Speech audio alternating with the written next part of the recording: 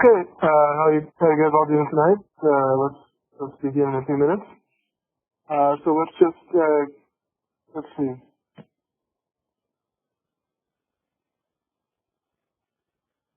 Okay, so we're gonna do chapter 12 and 13 tonight. Just a few things before we get started. So you guys hopefully all saw your midterm grades. So I sent you guys a big email, but you should have saw your updated attendance and homework and midterm grades. And I also posted the solutions, or my solutions to the midterm too. And so I'm assuming you guys all saw that. So any questions on anything about the midterm before we kind of move on past that? So any questions or comments on the solutions or anything? It seemed like it didn't seem like the scores, the midterm grades were a little bit higher than the first midterm. So you guys did very well, and so I was impressed. It was, I'd say the third question was the most difficult based on the answers, I guess, but you guys did very well, and the score was up, or the average was up significantly from the first midterm, so you guys did a pretty good job. Okay, so any questions regarding the midterm? Everybody saw the solutions and everything?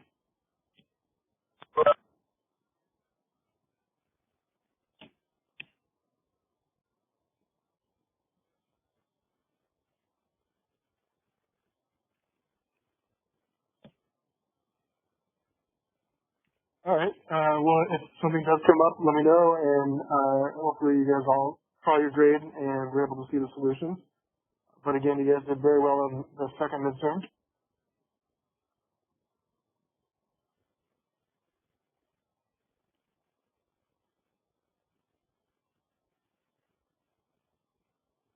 Okay. And so I kind of said last time that, and so it looks like, so some people had some questions on the homework assignment from last week, and so I think I answered most of those, but I did extend the deadline for the homework, and so if you have the homework done, you can turn it in today, but the homework for chapters 10 and 11 is not officially due until next week, so I gave you guys an extra week just in case you're catching up after the midterm. And so if you have homework chapters 10 through 11 done, you can turn those in on the discussion forum. If not, they are not due officially until next Monday, and so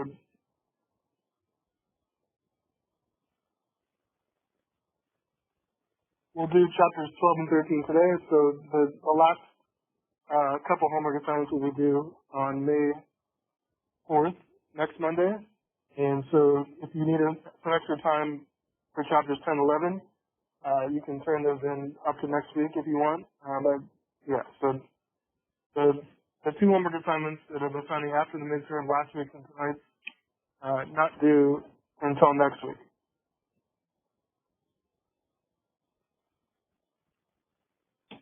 Okay, but if you're done with it, you might as well turn it in.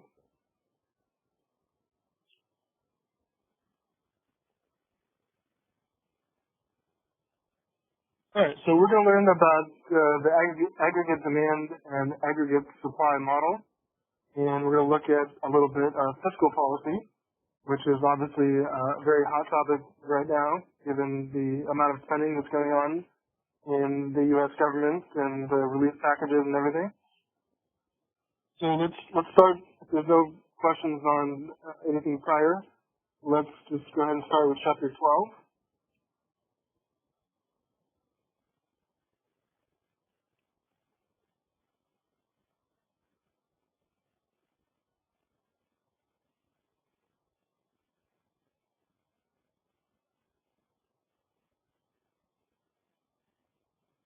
Okay, and just in case you didn't see this, the solution, my solution, midterm right here.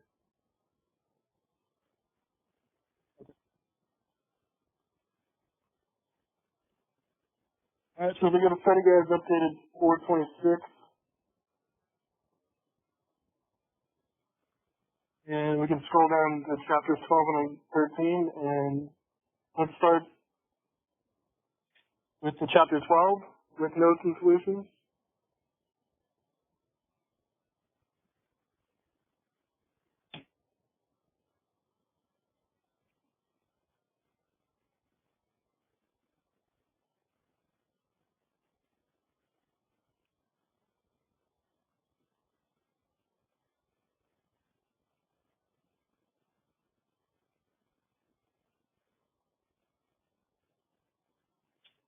Okay, and then if you want to go to the PowerPoint section on Blackboard, open up the PowerPoint for chapter 12. We'll need that as well.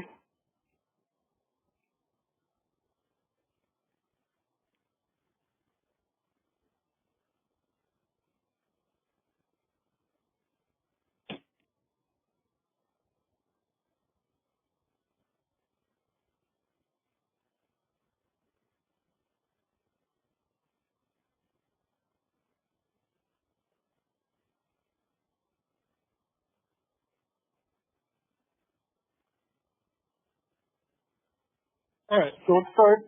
And so this is going to introduce the aggregate demand and aggregate supply model, which is kind of like a big supply and demand model for the entire U.S. economy. And so we'll use this to analyze the effects, potential effects of fiscal policy and monetary policy when we get to that chapter. Okay, so first thing we'll look at is the aggregate demand and the aggregate demand curve. Let's go ahead and start with slides 2 through 5.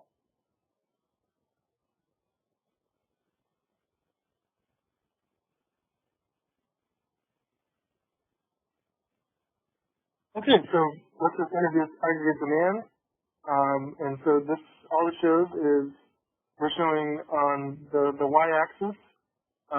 So think of this as an extension from supply and demand. So instead of price, we're going to have the price level. And so like the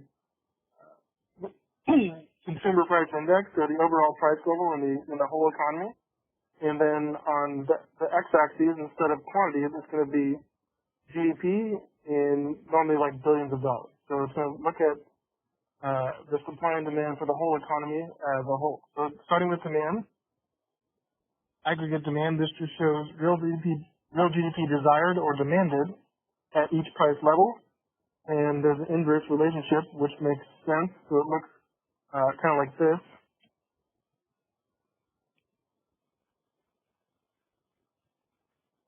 Okay, so over on the y-axis, this is the price level.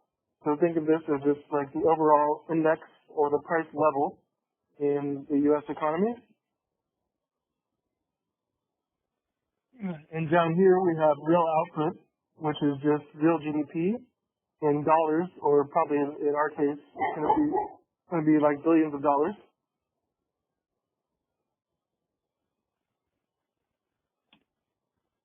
Okay, so the relationship is pretty simple.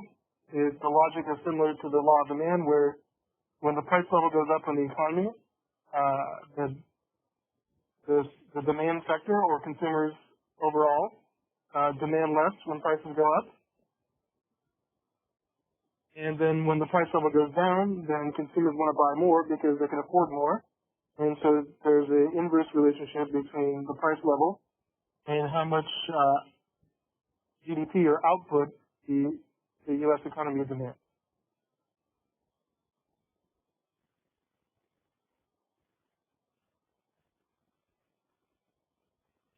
Okay, and then if you recall that the equation for GDP that we talked about from chapter 10, I want to say, so this ties in here because those are the things that affect aggregate demand. So recall this equation.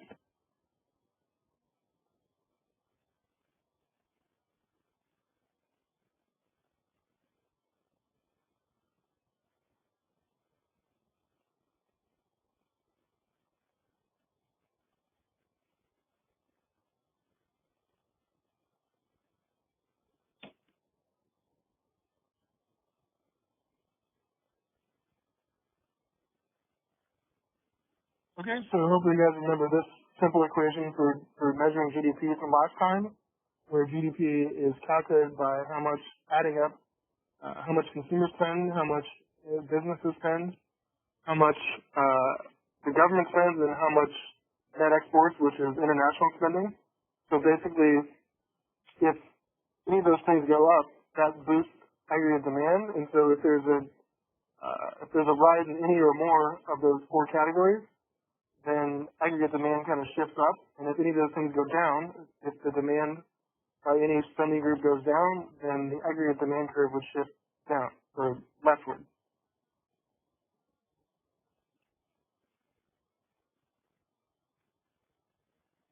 Okay, so therefore the determinants are just straightforward from that equation for GDP. All right, so any change in C, which is consumer spending, would shift the demand curve up or down. Any change in investment spending, which is the gross private domestic investment, the IG. Any change in government spending, the big G, and then any change in XN, which is the net export.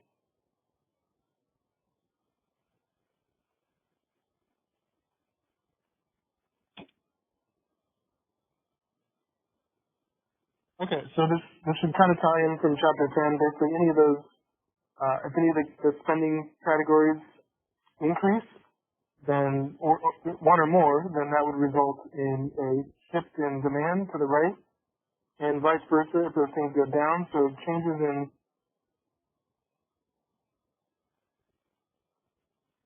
aggregate demand look like this, and so think of this as similar analysis, like when we did the demand curve shifts.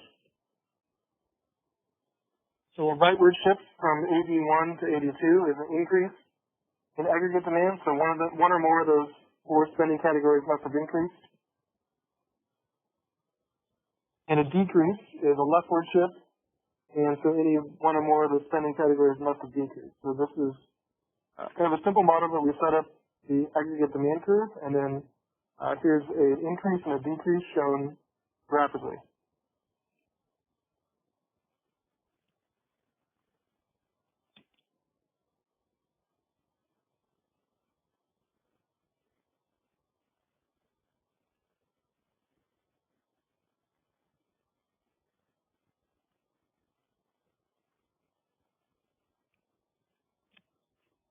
Okay, so again, not too complicated of a model, but ready to move on to aggregate supply.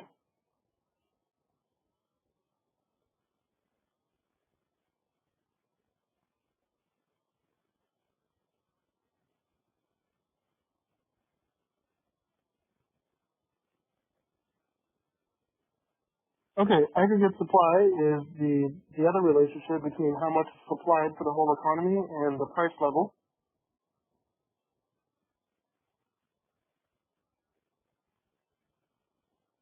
All right, let's look at slides 12 through 17.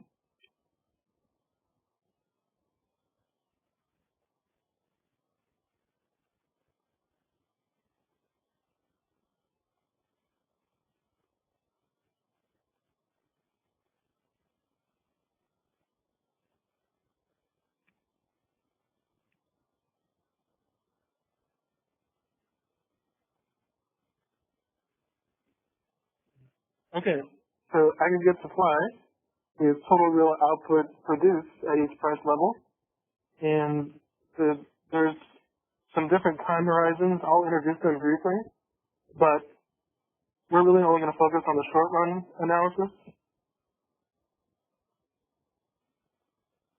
So when we say aggregate supply, we mean the short run aggregate supply curve, and that's the only one that'll be on your homeworks and exams.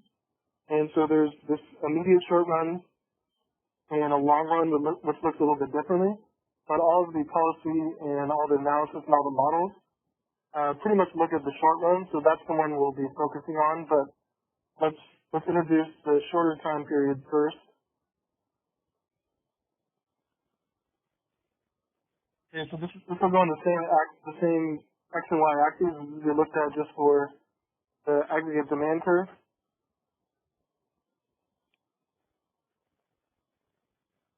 Okay, and so we don't spend too much time on the different types of aggregate supply curves. If you won't be tested on these. The only one we're going to be tested on is the short run supply curve, but let me just kind of introduce the other time horizons just because we're there. So this is the immediate short run, which means that basically the supply curve is a straight horizontal line, so it's basically perfectly elastic, and that's because none of the inputs or the prices are allowed to change. And this is like the shortest amount of time where the prices can adjust and the firm or business cannot make any adjustments to labor or capital. And so really everything is fixed in the immediate short run. And so therefore the price level is kind of determined by demand, and this is the price level P1. And so basically output is just determined by demand because supply doesn't have enough time to make any changes. And so this is just a case in which really firms don't have time to adjust. So this is the very short, immediate short run.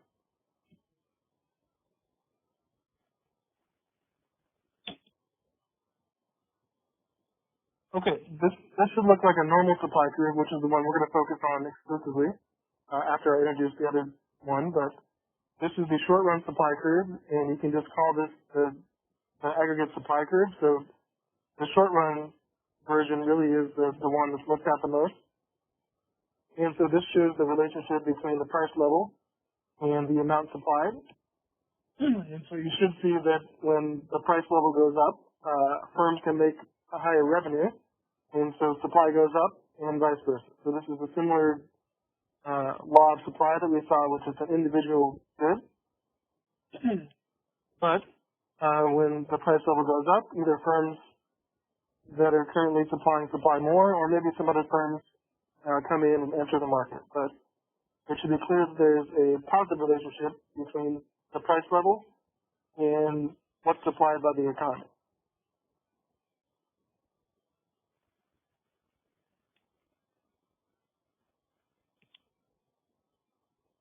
All right, and then this is the long run version, which we're not going to focus on too much, but let me just introduce this one as well. And so this is when the firm can make any long run or any short run or long run or any adjustments at all. And so basically this is the long run aggregate supply curve, which is now a perfectly inelastic, which is a straight up and down vertical line. And QF is full employment output, and basically what we're saying is that output is determined, and so in the long run, supply doesn't adjust because if there were adjustments to be made, they'd be made in the short run and the immediate short run. And so if the firm can make any possible adjustment to paying its inputs or adjusting the prices, it would do so in the short run. And so any arbitrage or any opportunity to make money is going to be done in the short run. And so therefore, all the adjustments have been made, and kind of the long run output or the long run supply is independent of prices.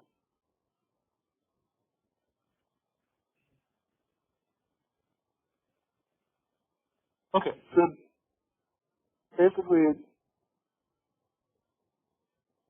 this is the immediate short run.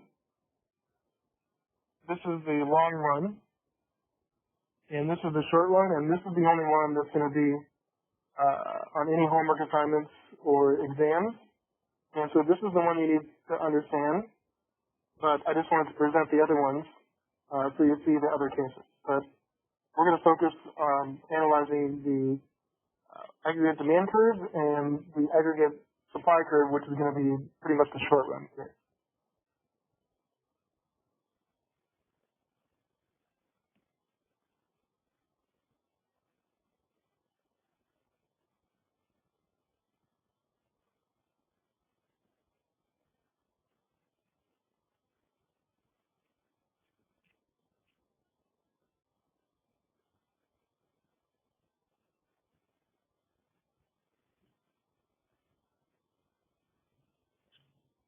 Okay, we're doing okay so far?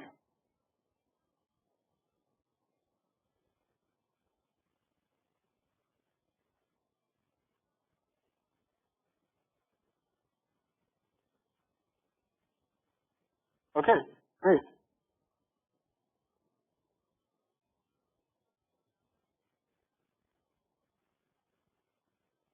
All right, so a few more slides on aggregate supply, and then we'll move on to the equilibrium, which is going to be the both curves together.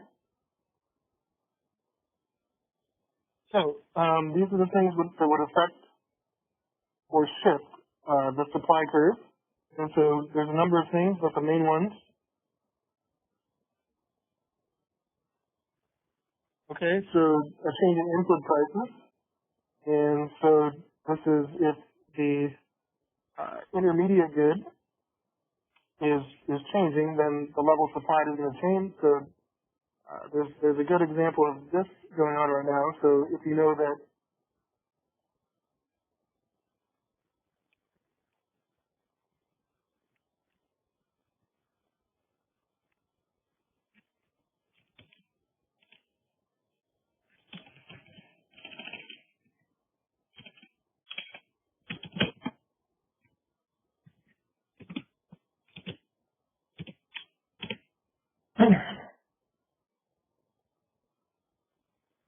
all right, so if you think of the final product in the U.S. that's sold being gasoline for a number of firms and businesses, and clearly there's a major input that goes into that process, which is oil.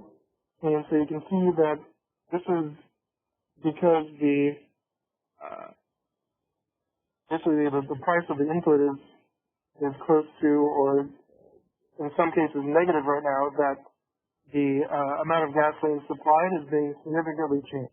So it's not so much that it can't be supplied, or there's been significant changes to the input price, which in this case is oil, and so that's having a major effect on the supply of gasoline because the demand for it among the supply glut is really low right now. Okay, so if there's a major change to the input price, then that's going to have a huge effect on supply.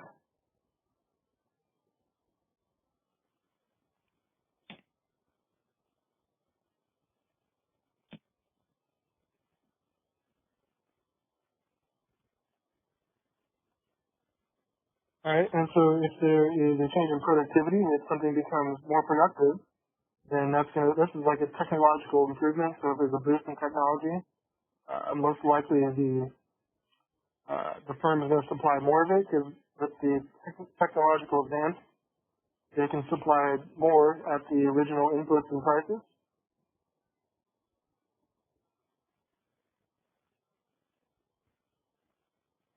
Okay, and if there is some change in the legal or institutional environment, for example, there's new taxes or regulations, that's most likely going to have a negative effect on supply because those things, although they probably have good reasons to regulate and tax, those are negative effects on supply, and those most likely decrease or shift the aggregate supply curve to the leftward direction.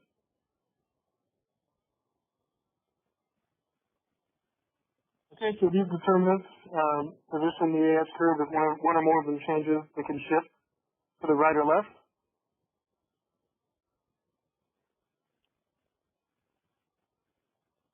And this is what a shift in the aggregate supply curve looks like. So similar to the old school supply curve where a rightward shift is an increase and a leftward shift would be a decrease in aggregate supply. Okay, so maybe like a technological advance would be a rightward shift, and probably any tax or regulation effect would be a negative or leftward shift.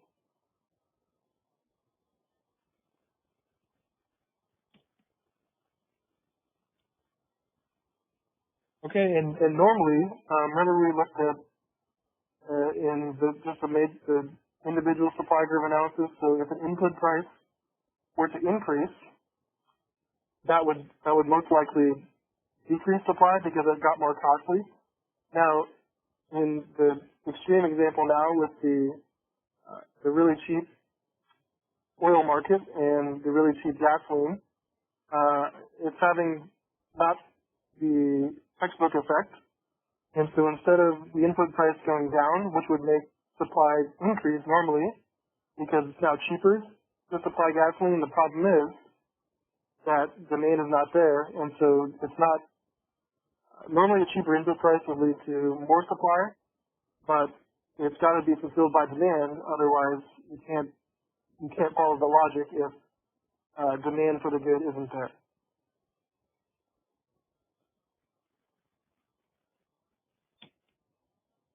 Okay, so the point is that gasoline suppliers would love to increase the market with all the cheap gasoline, and the problem is they can't do it because there's not enough consumers to buy it, given all the restrictions and things going on right now.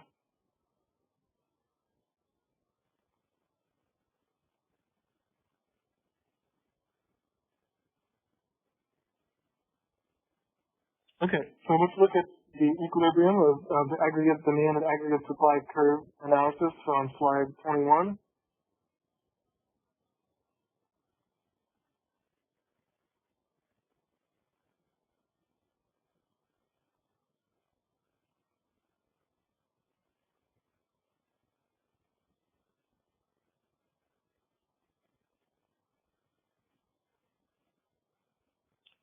Okay, so just like supply and demand, let's bring the two together. We got the price level, and kind of like the consumer price index on the price axis, the y-axis, and real output, or real GDP in this case, billions of dollars on the x-axis. And so demand has a negative relationship with the prices, and aggregate supply has a positive effect. And there's, in theory, one price level and output level which clear the market, which in this case is price level of 100. And so that would be the equilibrium for this hypothetical aggregate supply and aggregate demand curve for the U.S. economy.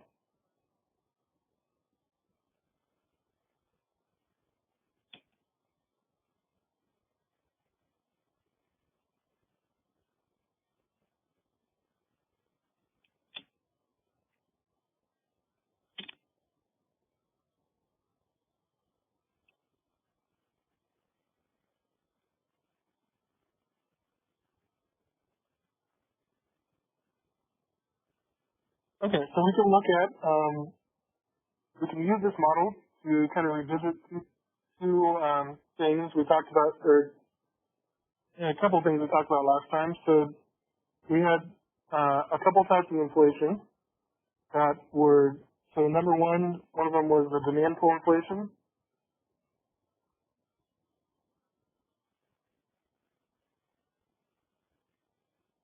Okay, so remember from last time, this was when consumers were bidding up the prices or saying we'll pay more for this, and so prices go up. Now we can show that on the aggregate demand and aggregate supply model. Slide 22.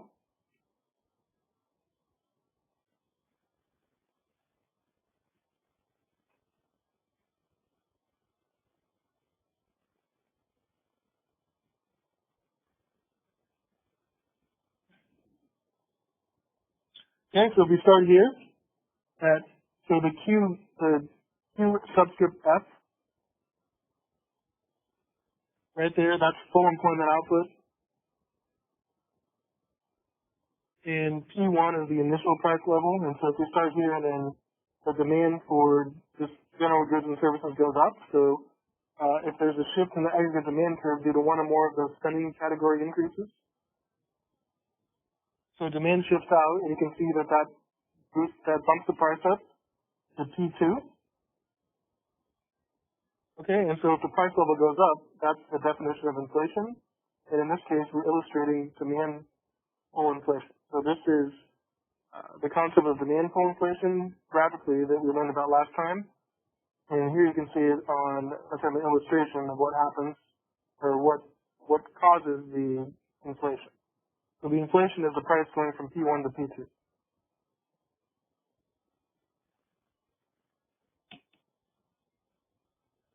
Okay, and so you can see that there's at the new output level there's more output, and so these see that if you start with the initial equilibrium right there, and then you can see that there's some suppliers who would enter the market, or some firms would supply more if the price were to increase, and the consumer said they'll pay up to P2. So therefore, this little region,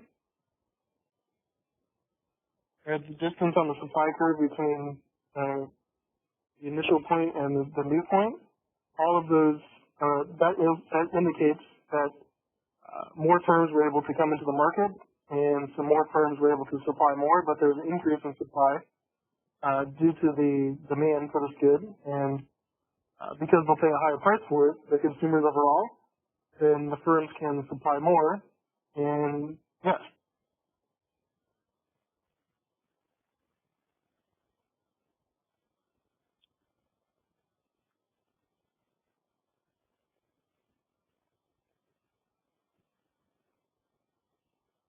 Okay, so this is, what were we talking about last time? The top ramen. This is if consumers are paying more for the top ramen, or saying they would, then the firms have to supply more because the demand is dictating that.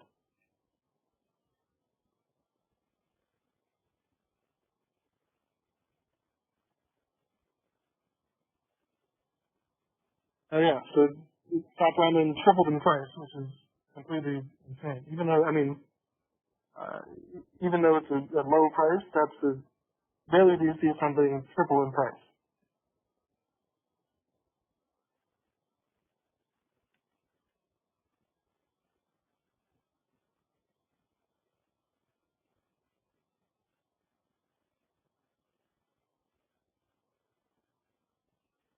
Okay, and the other type of inflation was the cost push inflation. So that's slide 23.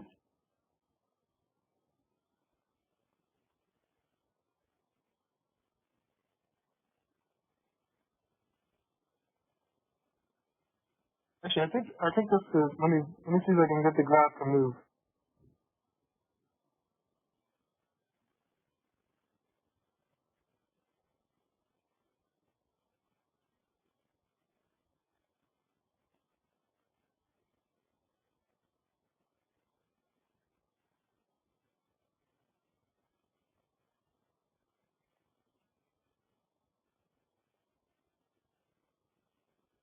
Oh yeah, so there we go. I don't know if you guys can see that, but so it illustrated the shift. And so we start at point A, in which we're at the initial price level of P1 and QF, full employment output, and then due to some probably per unit increase in price, these firms have to decrease supply, and so it's more costly to supply, so they have to increase their prices, which basically means some firms cut back supply, and some suppliers leave the market, but there's a negative or a decrease in aggregate supply, and that goes up the demand curve from point A to point B.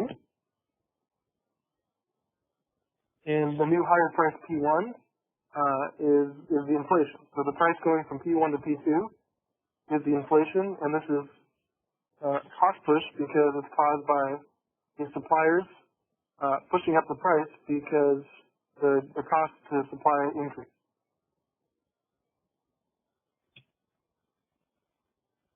Okay, and you can see that there's less output, which means there's those consumers in the distance from A to B. Some of those consumers left the market because they got too costly, or some of the consumers just bought less of it. But there's less supply and demand, and there's a lower new output level at point B due to the higher price.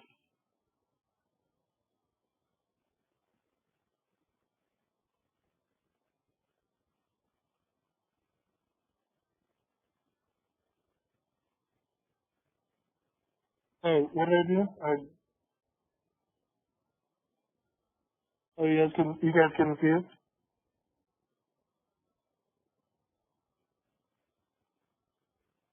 Oh, we saw it. It was just you had to present it. So for the graph to move, you have to present it. Oh, okay, all right. But you guys saw the graph for the cost push? Yeah, we saw it. Okay.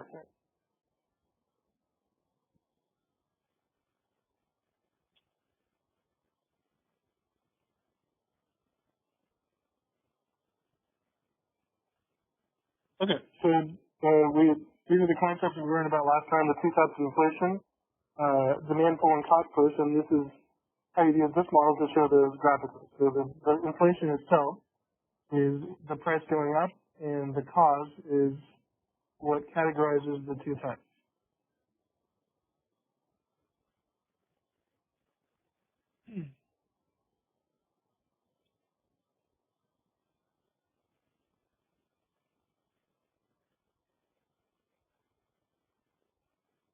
Okay, so let's look at slide 24, which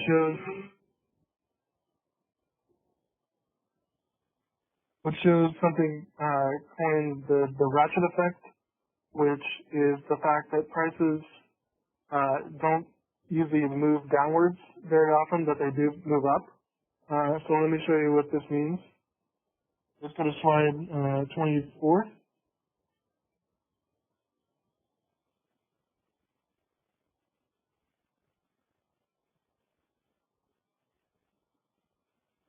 Okay, so normally this model really sticks to this downward price level inflexibility, which means that prices are inflexible or sticky in a downward direction.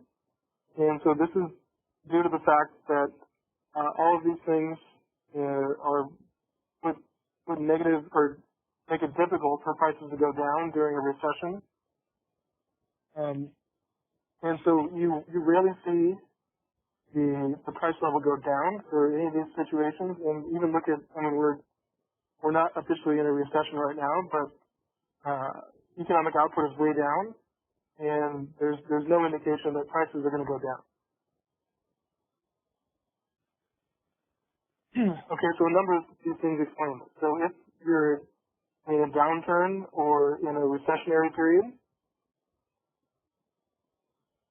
prices are unlikely to go down due to these factors. So number one, there could be price wars. If you lower your price, then your competitor is just going to lower his price or her price, and then it just keeps, everybody gets less revenue. Okay, there's menu costs, which means that it's costly to make changes. So if you think of a store like I don't know, like Target, if you were to tell your Target store that they have to lower all the prices by 10%, that would take a lot of time and effort by changing all the SKUs and the computers and the tags. And so just making the changes itself is costly. And I know there's many costs if you increase prices, but firms are much more willing to do that because they're going to get more money as opposed to the opposite. Okay, there's wage contracts. So if you have someone under contract, and if they have a yearly wage or any kind of wage contract, you have to honor that contract. If you don't, you're going to get some kind of lawsuit. You can't just eliminate someone's contract if there's a recession. Okay, and there's a bunch of models that look at efficiency wages, which means that if somebody has a wage and you cut their wage or pay them less, that they're gonna give you less effort because they're looking. It's like a negative psychological effect where if your wage lowers or goes down, the effort by your employees has been shown to go down. So you don't want that. Okay, and then also there's minimum wage laws. So if you're paying your employees the minimum wage, that's the lowest you can go.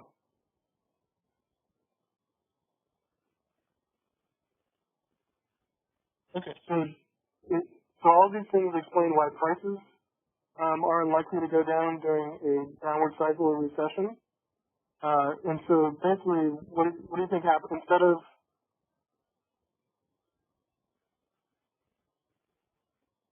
as all the firms. So instead of lowering the wages for their employees, what do they normally do?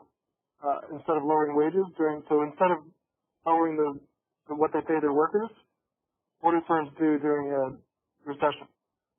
Yeah, exactly, layoffs. Yeah, that's right. So the better business model, I mean, I don't want to call it a business model, but the better strategy, it seems like, for a firm is to keep the people they can and give them the same wage or pay them higher and then lay some people off or furlough or whatever. But what's not a very good idea is to give everyone less money as a staff because they're just going to be pissed off and that has psychological effects and you'll likely get less effort. So you want to keep the employees with their same wages, but unfortunately some people, in this case, lots of people get laid off. Yeah, so exactly all those things.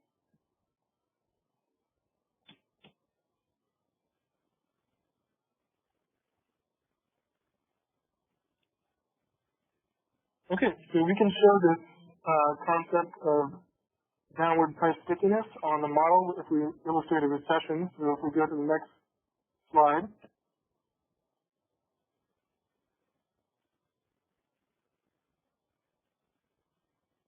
which will show recession in cyclical unemployment that's caused by a recessionary period. So look at slide 25.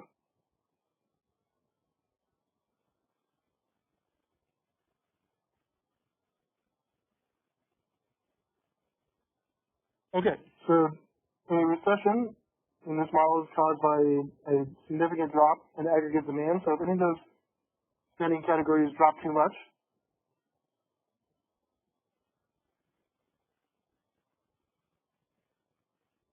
if any of those four things increase significantly, that can cause a significant leftward decrease in the aggregate demand curve, and that can put us in a recession.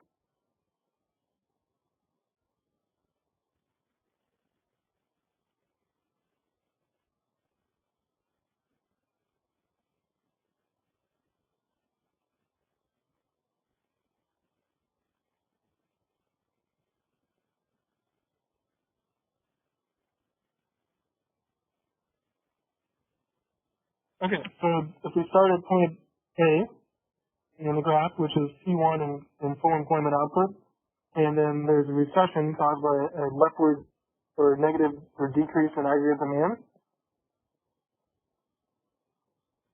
All right, so that leftward shift in aggregate demand, the decrease in the AB curve is the recession. But look at the new price. So we just explained how prices do not drop in a recession. So what's going to happen is we're going to stick with the same price level, and the new equilibrium in a recession will be point B. And so you see how the demand curve is going along the original price level. And so what happens is you have much less output, but you keep prices the same. So if we let the economy drop prices during a recession, we'd technically be at this point, where output wouldn't be as low, but all the reasons I just explained, good ones, that we're not going to likely drop prices very much during a recession, and so the result is even less output in the new equilibrium point B, which is the same price level but less output.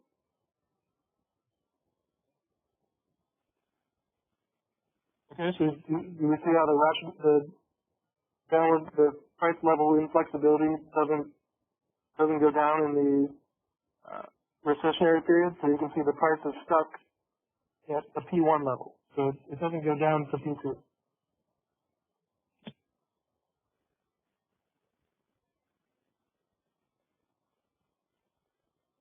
But like we should, if demand were to increase, then the economy is much more likely to increase prices. So an increase in demand is going to cause prices to go up. But a decrease in demand is going to keep the prices most likely at the same level and have just more layoffs and less spending.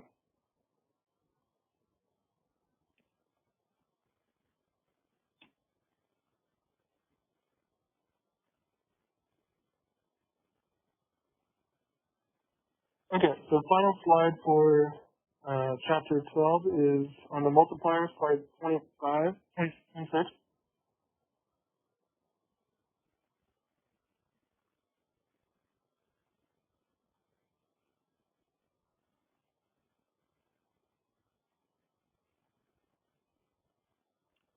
Okay, so we'll just introduce this concept here, and I have some homework questions on it for chapter 13, I think, the next chapter.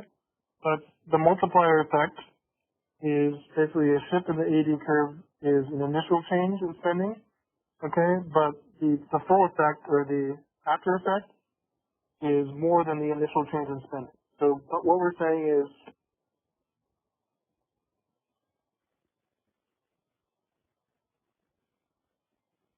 if any of these things goes up or down, so like if consumer spending goes up by a certain amount, the final effect on GDP is more than the initial amount. So the initial change in spending in any of these categories has a multiplied effect on output, and that's because there's kind of a trickle-down effect where if consumers spend, that's somebody else's income, and so a fraction of that spending is spent by another person, and so on. So there's kind of like a trickle-down effect where some spending is it's not just a one-for-one on GDP. So like if you spend, for example, like if consumers spend like $1 million, and the result is an increase in GDP of, I don't know, $1.1 million, then that's a multiplier of 1.1. So the multiplied effect is what we're trying to illustrate in the different categories. And so if you look at the graph that we showed earlier with the shifts,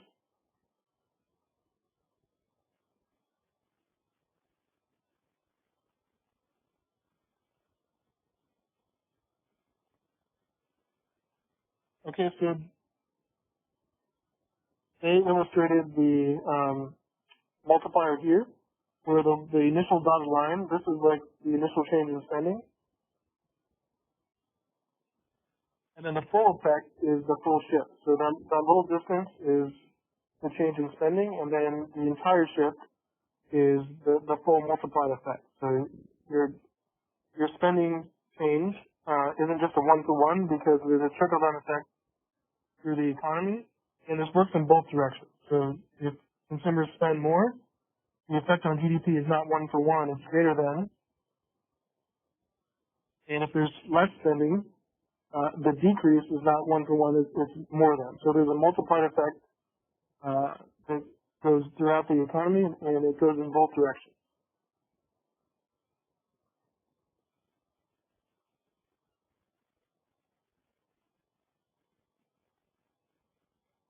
Okay, so the multiplier is defined very simply as the change in real GDP divided by the initial change in spending.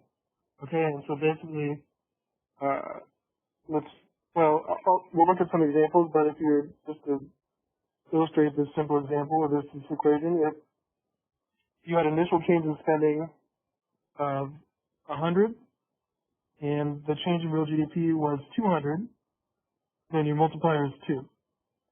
If you had initial change in spending of 100 and your change in real GDP was 300, then your multiplier is 3. So it's what you multiply spending by to get the final outcome on GDP.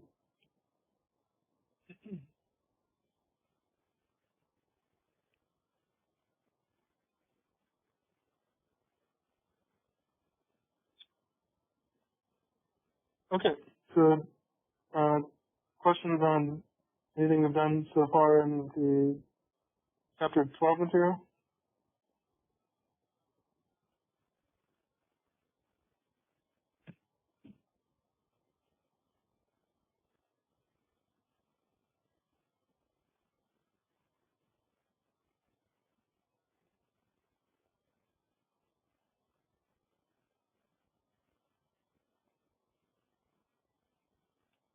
Okay, so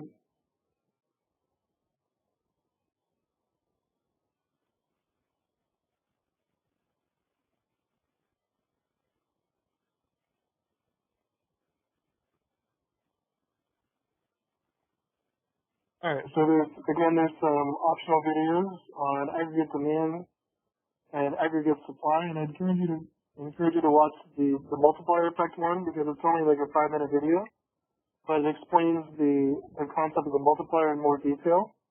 And so if you have time, I'd recommend looking up the multiplier video.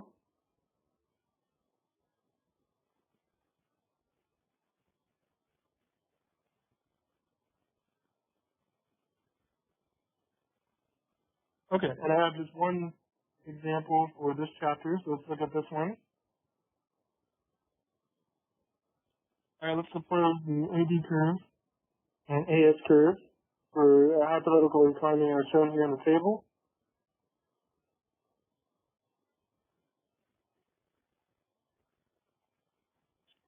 Okay, so we have different levels of real GDP demanded, and then here's the price level, and then there's the amount of real GDP supplied. So you can see that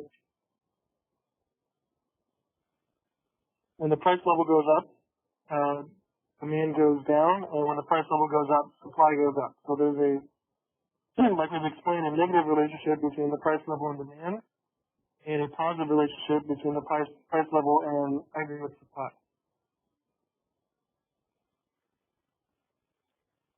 Okay, so part A is what is the equilibrium price level and equilibrium level of real output in this economy. Okay, so I did the graphs down here, but you can just see looking at the chart that there's only one spot in which supply and demand are equal, and that is 300. So see the price level of 200. Aggregate demand is 300, and the aggregate supply is also 300, so that's the equilibrium. Because any other situation in this chart, they're not equal. Okay, and I illustrated this down below. Okay, and then we're going to have an increase in aggregate demand. So suppose the buyers desire to purchase 200 billion of extra real output at each price level. So that means that basically aggregate demand increases by 200 billion. And let's find the new equilibrium, and let's illustrate that. And then part C is we're going to have an increase in supply as well. So in addition to B, there's also a boost in aggregate supply. So suppose the amount of real GDP supply increases by 400 billion at each price level. And now let's show that equilibrium, and let's show the graph.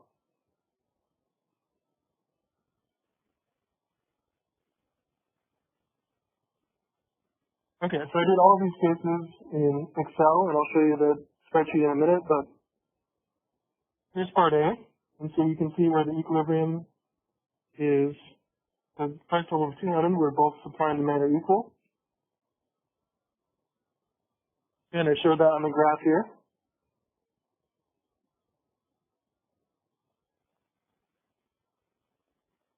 Okay, then part B, aggregate demand increased by 200 billion. Okay, and so you basically add 200 to each original demand number. So like 100 plus 200 is 300. 200 plus 200 is 400, and so on. So all of the demand numbers were increased by 200. Okay, so you can see that outward shift in demand, and with the increase in demand, the new equilibrium here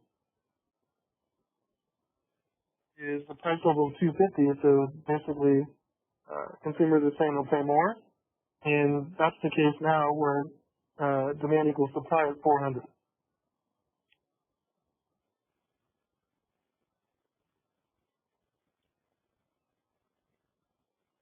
Okay, and then part C was we had an increase in supply of 400 billion. Okay, so you add 400 to all the original supply amounts. So 450 plus 400 is 850. 400 plus 400 is 800, and so on. So these are all boosted by 400, so this is an increase in supply of 400. Okay, so that shows that, and then you can see that when both demand and supply increase, the new result is the price level of 150 because demand increased more than supply, and so their supply increased so much they're willing to supply at lower prices at a level of 150, and the new equilibrium where they're both equal is the 150 price level where they're both 600.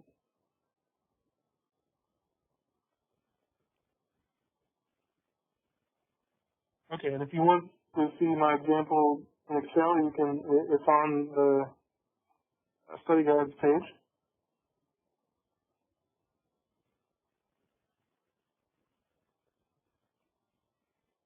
All right, so that one right there, examples, chapter 12.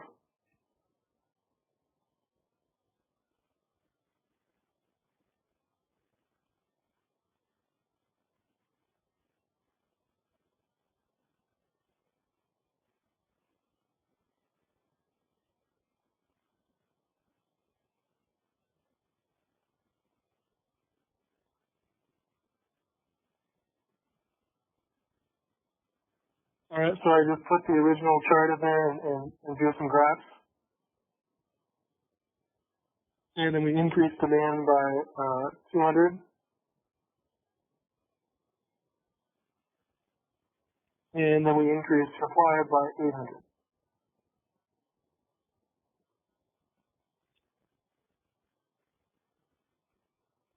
Okay, so questions on this problem?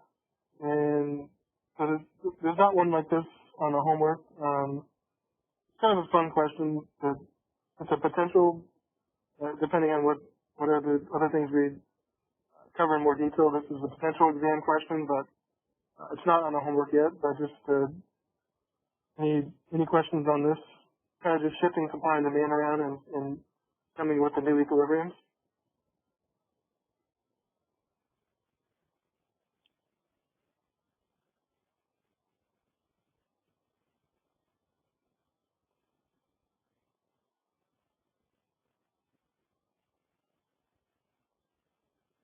Okay, so not too bad. Anything about the gains from trades? You guys are happy?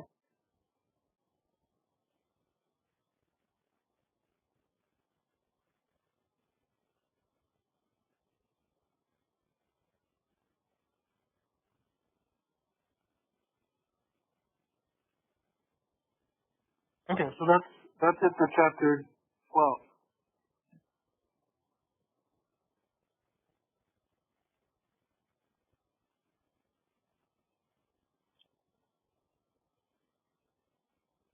Okay, so we had another chapter to do. You guys ready for chapter 13?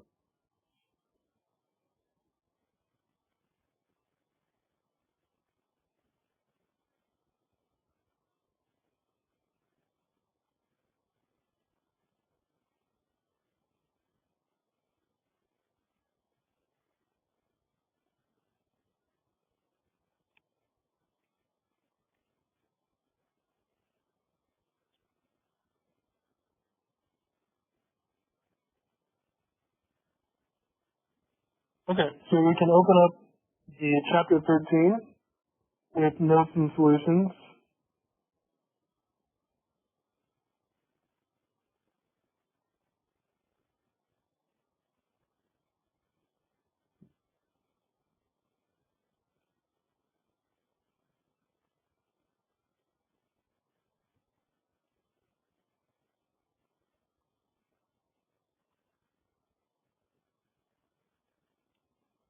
Okay, and if you go to the PowerPoint section on Blackboard, you can open up the chapter 13 PowerPoint.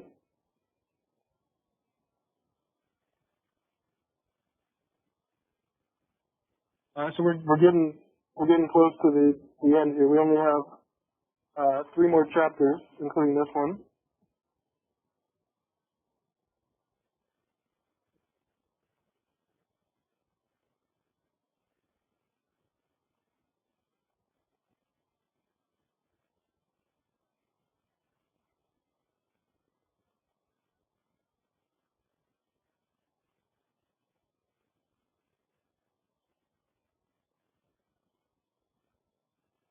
Okay, so this chapter 13 is going to be on using the previous model, the AF and AD curve, to look at fiscal policy and explain fiscal policy briefly. And then we'll look at some examples and some homework questions for analyzing fiscal policy. Okay, I'm going to pour some more coffee in my cup. Give me like 30 seconds.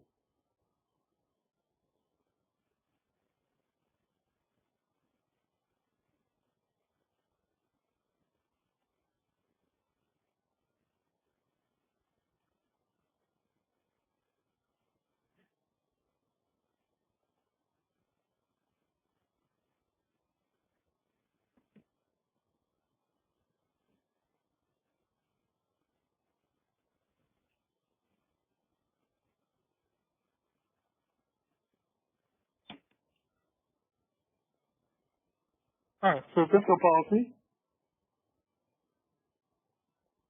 Let's start with just defining fiscal policy in our context, which is on slide 2.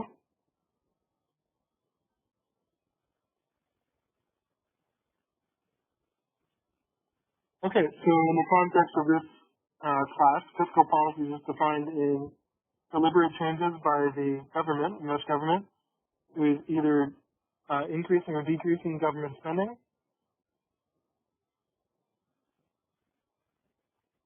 or increasing or decreasing taxes, or most likely some combination of both of those tools.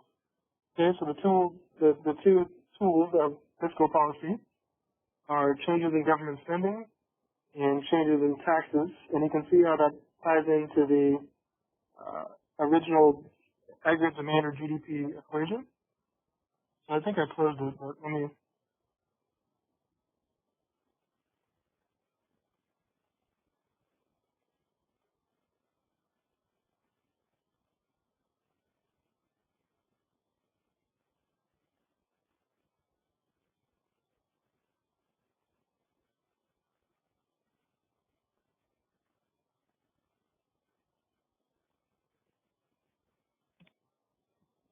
So back to this equation.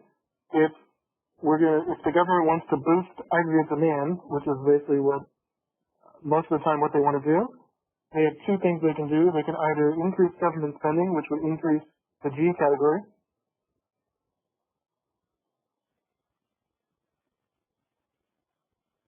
Okay, so if that increases, that's equivalent to an increase in aggregate demand, or a rightward shift, or they can cut taxes, which would give consumers more disposable income, so they have more income after taxes, which means that the consumer spending category would increase if taxes went lower.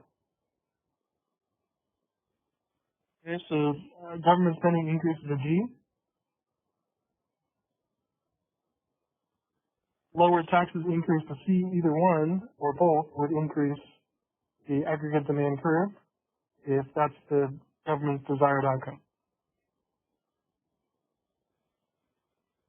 Okay, and this also works in the opposite direction. If we have a problem with too much spending where prices are going up too much, the government might want to slow down the potential inflation amounts or limit prices. And to slow down the economy, you can decrease government spending or increase taxes. Okay, so we'll define those specific policies in more detail, but just fiscal policy in general is deliberate changes in either government spending or taxes, or both.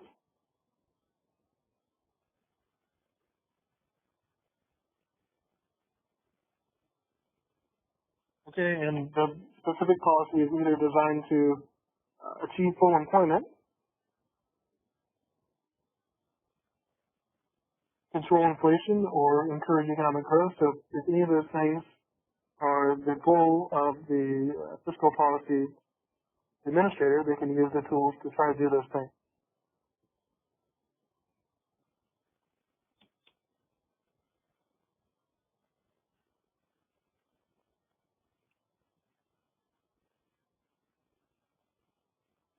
Okay, let's look at the first type of fiscal policy, which is expansionary, which would be kind of to boost the economy.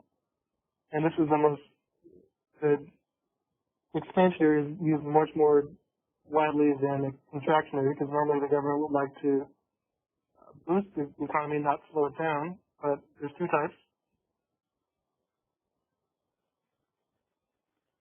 Okay, so expansionary fiscal policy on slides 3 to 4. This is used to combat recession or employment, two things which are of major concern right now. And the government can do that by spending more, which is what they're doing right now, by spending and giving out, stimulus checks or loans. And then taxes take a little bit longer to kick into effect, but I wouldn't be surprised if there's some tax cuts that come about soon as well.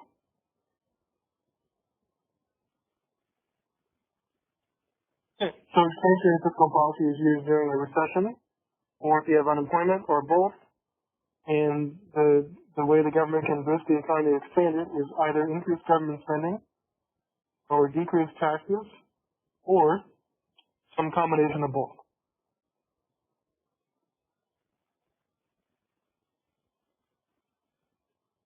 Okay, and this normally creates a deficit, which is really the case right now because all this government spending is the result of more borrowing. And so the government is running up a bigger deficit. They already had a big deficit to start with, but they're adding to the deficit via borrowing in order to stimulate the economy in the short-term period. So basically, they're they're spending for the current generation, and some of that interest will be paid longer down the road. But in order for the government to spend these huge amounts in short periods of time, they have to borrow, which adds to the deficit.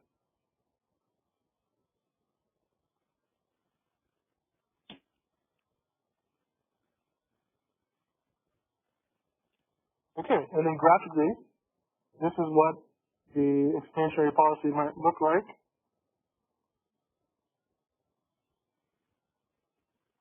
Okay, so let's say that we're in a recession, which is shown by that point right there at 490. So we're in a recession where aggregate demand is very low, and the government wants to boost demand and stimulate the economy. So what they do is either increase government spending or cut taxes, and that's going to shift the aggregate demand curve to the right, like this.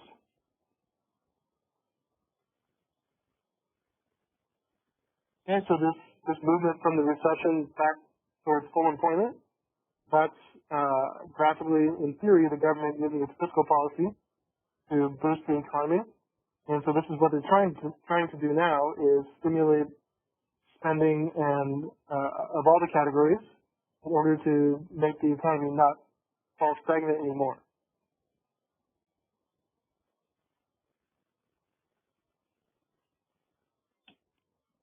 Yeah. So this is expansionary fiscal policy on the ASAD model.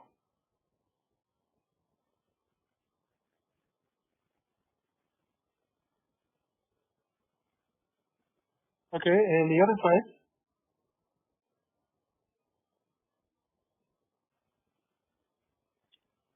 of fiscal policy is the complete opposite, which is called contractionary fiscal policy on slides 5 to 6. And this is just to think of like the government wanting to contract or slow down the economy. And this is normally used to, if there's inflation an issue, then the government can use its tools in the leftward direction to slow down the economy. And this is usually if the economy is coming out of recession too fast or prices are growing too much. This might be what is done. Okay, so to contract or use contractionary policy, the government can decrease government spending or increase taxes, or some combination of both.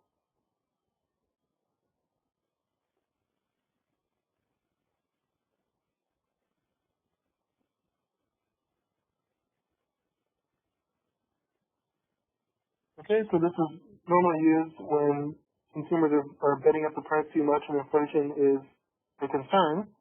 So decreasing the G category would shift the aggregate demand curve to the left, or increasing taxes would cause the consumer spending category to spend less because they're paying more taxes, or some combination of both.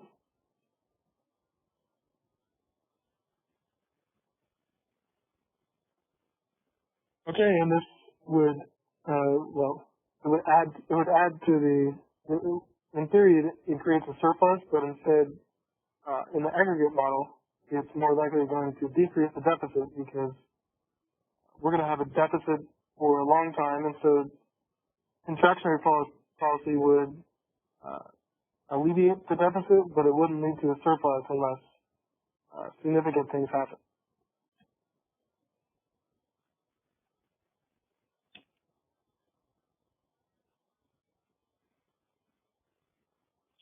Okay, and here is contractionary policy graphically.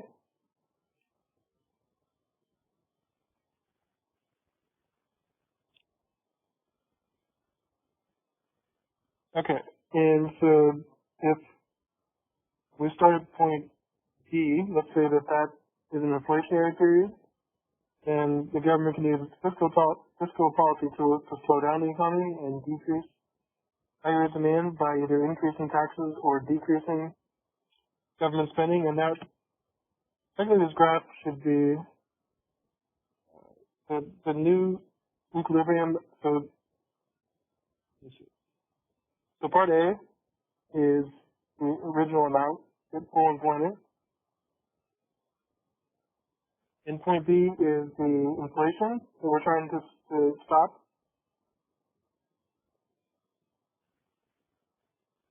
And there should be a third position, which let's just say right there. So the goal is usually to get the economy back to full employment.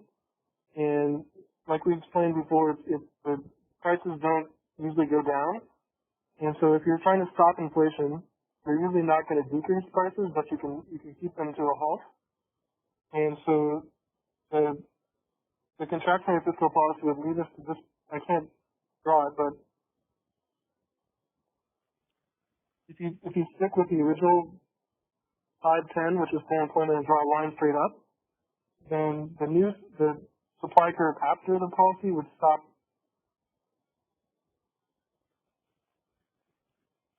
right there, if you can see that. And so we'd be at the same price level, but lower output, which halts inflation and brings us back to the full employment output because prices aren't going to go down back to point A. Okay, so there'd be like a third, if we have 83 and 84, so 85 would stop right here. You can see where my marker is, and it would be at the higher price level, but back to full employment, so basically at E2 and 510.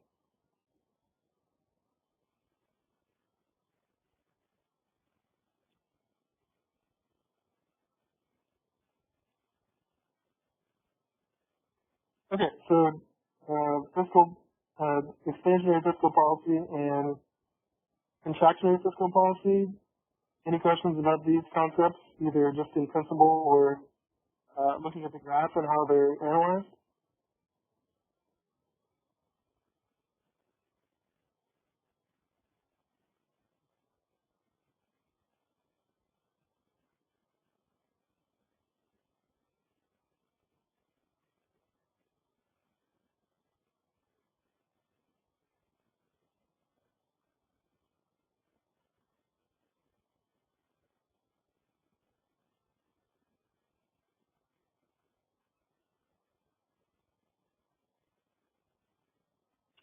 All right, so we have a few more concepts to cover in chapter 13.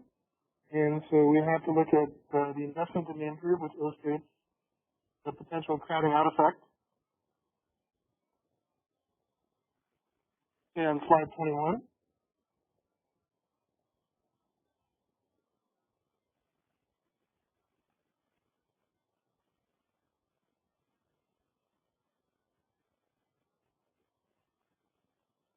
Okay, so I put this on the examples in the study guide as well, and so we'll revisit this, but just to introduce the concept, so this is the investment demand curve, where the real interest rate is basically the cost of borrowing, and this is investment, which basically is business or firm spending, right? The IG category, and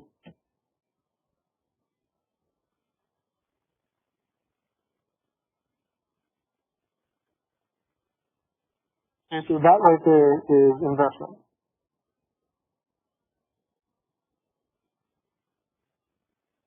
Okay, so this shows a private investment as the relationship between the real interest rate and investment, and so the real interest rate is basically the cost to borrow. So typically firms have to borrow to invest, and so if the real interest rate goes up, that means it's more costly to borrow, right? So the higher interest rates, you got to pay back more interest, so less people borrow. So there's a clear, and this is shown historically, that when interest rates go up, investment goes down because it costs more to borrow, and those firms on the margin that don't want to pay that high rate don't borrow. And then when the interest rate goes down, more firms, or there's more investment and more business spending because now it's much cheaper to borrow. So there's a negative relationship between the cost of borrowing and investing. And again, investing here is just private business spending.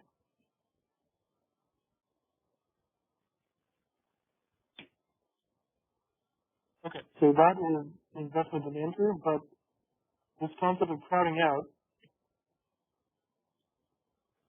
so if we start at point A, and this is an argument, this is the argument against and then for government spending. So one argument against government spending to fix the economy is that some of that spending might be crowded out. Okay, so basically if the government borrows a bunch of money and they have to keep borrowing and borrowing, which they're doing right now, that means if they're going to keep borrowing more, that they have to borrow at higher interest rates, because when demand for spending goes up, public spending, then the result is the people that are lending them money, or the businesses or countries, raise their interest rates, because if you're borrowing more, they're going to raise the interest rate. So raising the interest rates due to more government spending would be like going from point A to point B, right, where the interest rate goes from 6 to 10 because the more the government borrows, the higher the interest rate's going to go because they're willing to invest and spend more. So the argument against the government spending is that it might crowd out or eliminate private spending. And so basically there's what's spent in the public sector could possibly be eliminated in the private sector, and the net is nothing. So that's one argument for it, but as you can see, there's another concept if we go from B to C, where it's also likely that all the government spending makes investing in the private sector more attractive because there's always other projects and things to invest in, and so if that leads to an increase in investment, then instead we go to point C. Okay, so there's basically two arguments. Either private spending is crowded out from B to C, A to B. Okay, or instead the public sector spending leads to more attractive investments, and then instead and private investors spend more as well.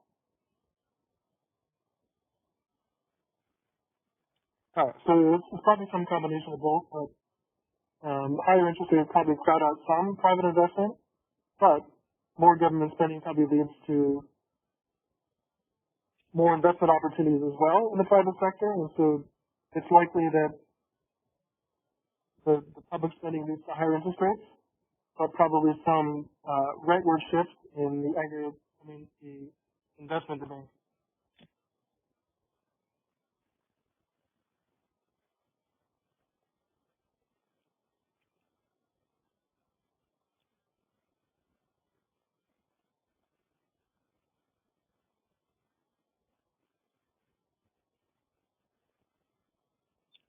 All right. So last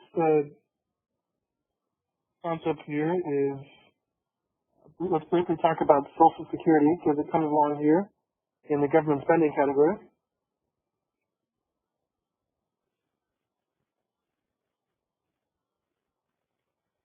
Okay, so slides 22 to 24 will wrap this PowerPoint up.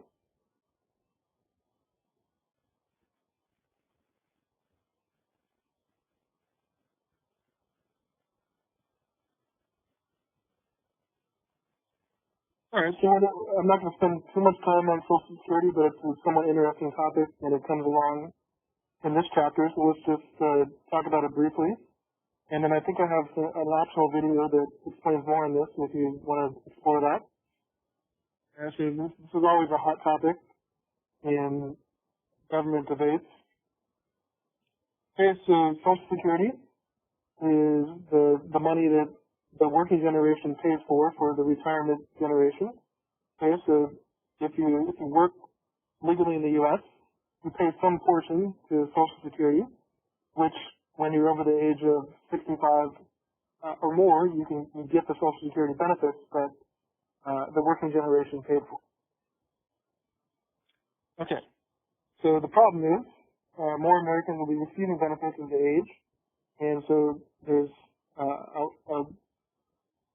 increase in life expectancy, which means that there's the retirement age around 65 is more people at that age and more people living longer, so that means more benefits that have to be tallied up.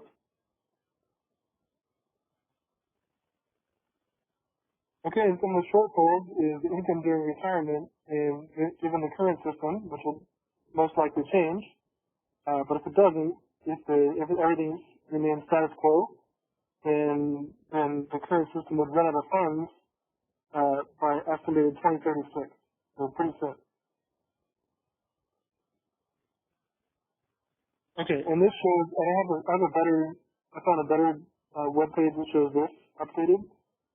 This shows that the plus 65 age and the plus 75 age and the plus 85 age are all increasing. So the good news is people are living longer. But the challenging thing is that it's harder to pay for all those benefits because if you retire at 65, you live to 100. That's 45 years of benefits that need to be paid for.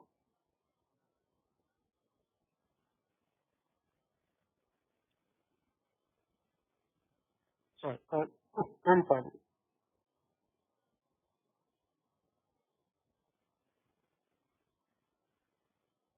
Okay, so I found this little graph on Statistica. So let me click on this link.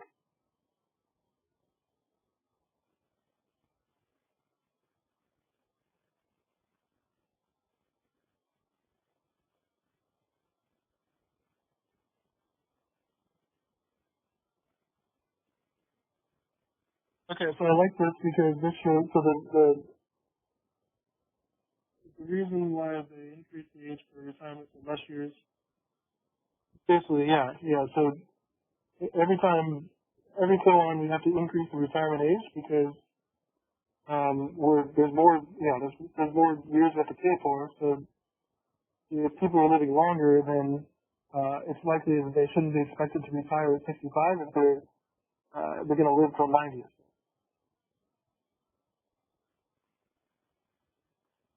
So yeah, it's a cost issue.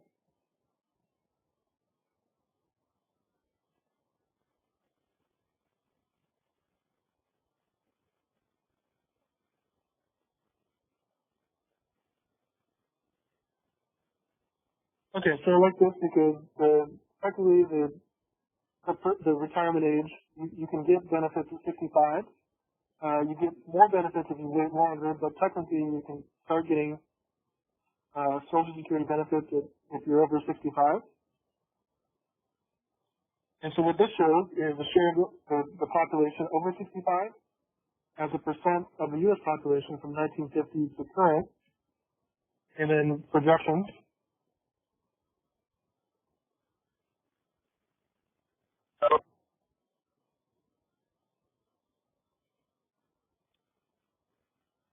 Okay, and so you can see that in 1950s, only about 8% of the population was over 65, and that's increased significantly to, in 2020, it's just about 17% are over 65, and if these projections are accurate or somewhat, then pretty soon we'll be pushing about 20% of the population will be on Social Security benefits, which is going to be a hard thing to cover the cost for.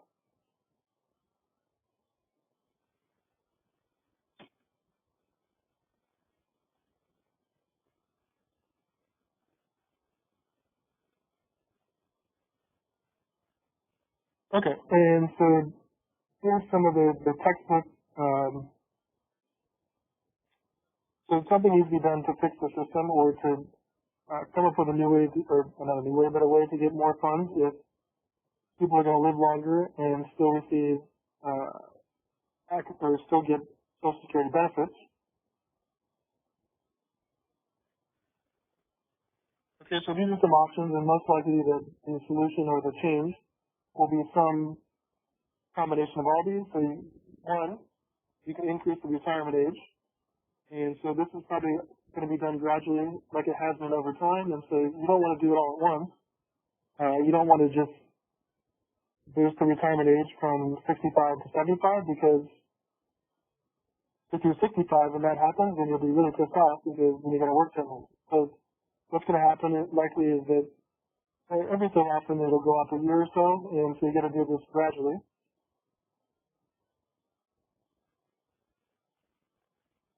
Okay, so you can increase the portion of earnings subject to the tax. So this just means that the working generation pays a higher tax, which is likely to increase over time.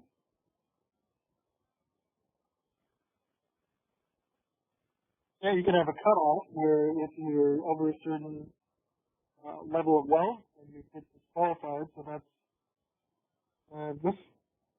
another tricky subject. But that's one option.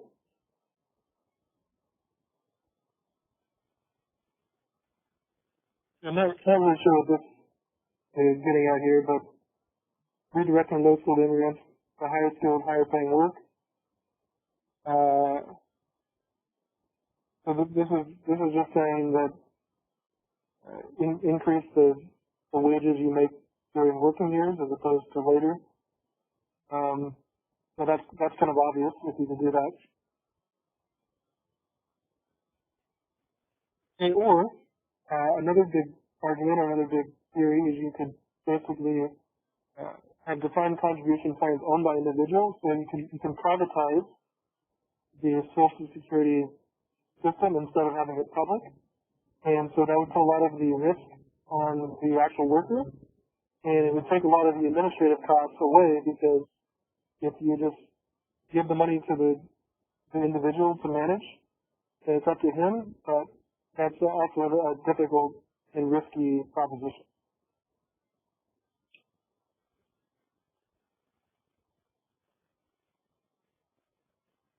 Okay. So any other suggestions that you can tell the government to fix the system?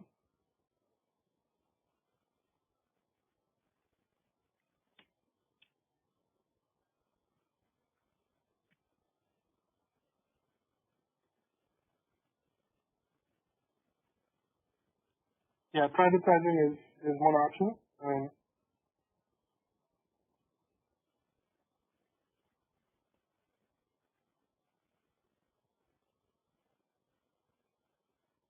Yeah, I mean, the privatizing, I would say the benefits are it would take away a lot of the administrative costs that go into managing it. The cost or the risk is that the people just might waste all the money or make some stupid investment. So there's some pros and some cons that go into that. So you got to have some, oversight, or you're going to have a lot of people who just mismanage their retirement funds and just take all the money now for like a 50% fee or something.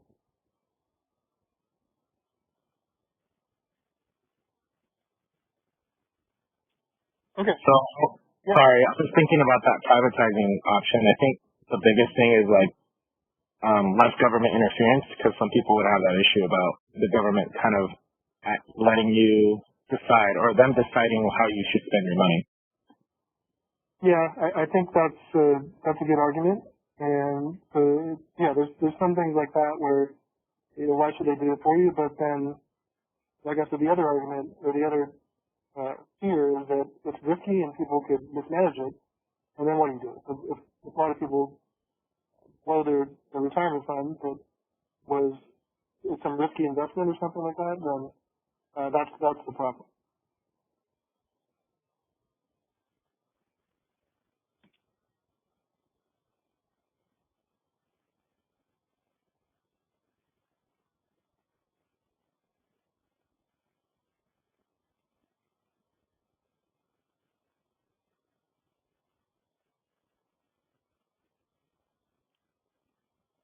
Okay, so Social Security is always going to be a big issue, and probably the solution will be a combination of all those things. There's probably some other things that will go into fixing or modifying the system over time, because things have to be done when the working age population keeps getting older and people retire at 65-ish.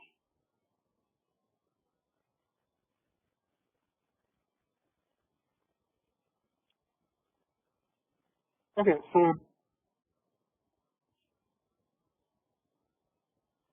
there's an optional video on fiscal policy and stimulus, and I'd recommend watching this is like a Khan Academy on Social Security, which is a nice little intro and explanation of that. There's some more details on that. If you are interested in that topic, it's always an important thing in policy and news.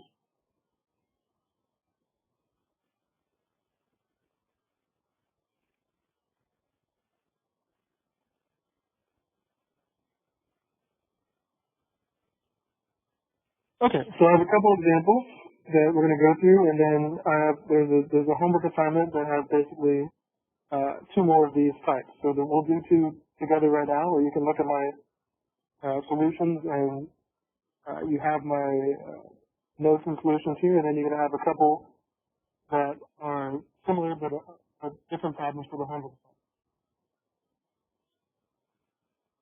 Okay, so these ones look at figuring out how much the government has to increase government spending or cut taxes to reach a desired level of aggregate demand boost in policy.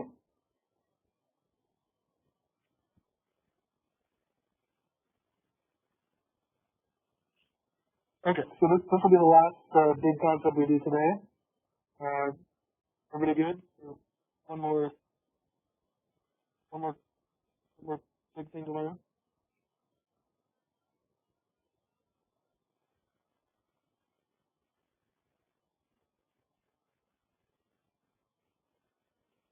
Okay.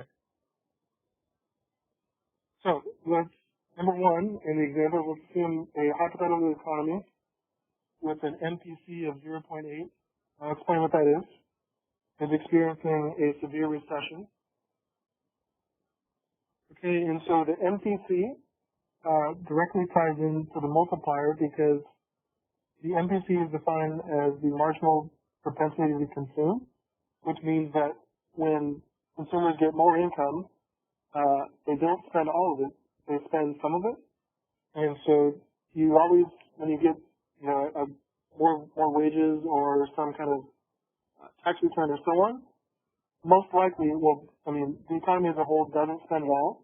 It spends most of it, but it also saves some. Okay, so the spending that goes, the spending is what helps the economy. And so policy-wise, new spending is important, and saving, and by saving I just mean not spending. Okay, so if you get $100 and you spend 80 of it, the $80 helps the economy, and the $20 you save or put in your checking account doesn't help the economy. So that's probably good for you, but in terms of boosting the economy, it's only the spending that helps.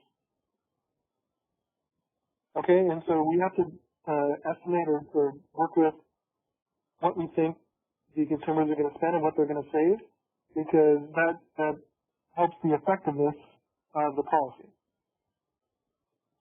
Okay, so like it says here, the size of the multiplier depends on households' marginal decisions to spend, which is called the marginal propensity to consume. Okay, and there's a direct relationship between the multiplier and the MPC, and all you need is a simple relationship where the multiplier is just defined as 1 over 1 minus the MPC. Okay, so it should make sense that the more people spend, the bigger the multiplier, because more goes into the economy, and the more people save, the smaller the MPC and the less effective any spending is. Okay, so this MPC, which dictates the multiplier, goes into the government's decision into what it needs to do for its policies.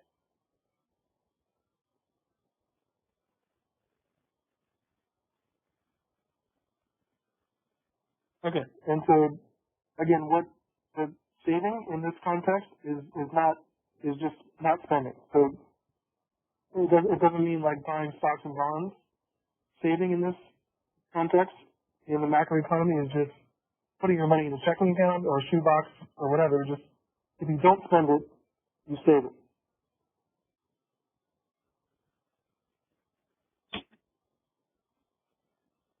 Okay, so the question is, by how much would government spending have to rise to shift the aggregate demand curve rightward by 25 billion? Okay, and so the only thing you need for this question is the MPC, which is 0.8, and the goal, which is 25 billion. So we're basically trying to see how much do we have to increase government spending to get to a boost in aggregate demand of 25 billion.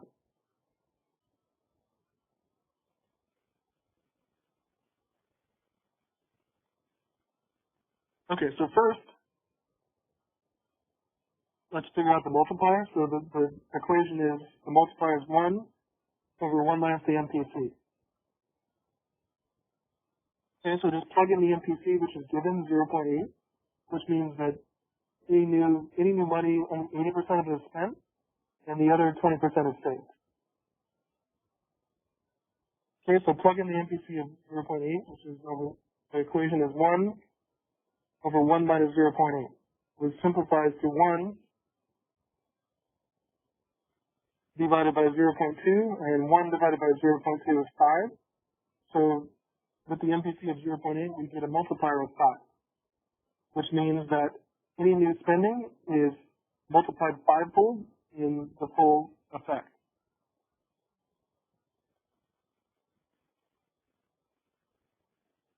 Okay, and so this here shows kind of a general equation. So this shows that the change in government spending times the multiplier has to equal our desired change in aggregate demand.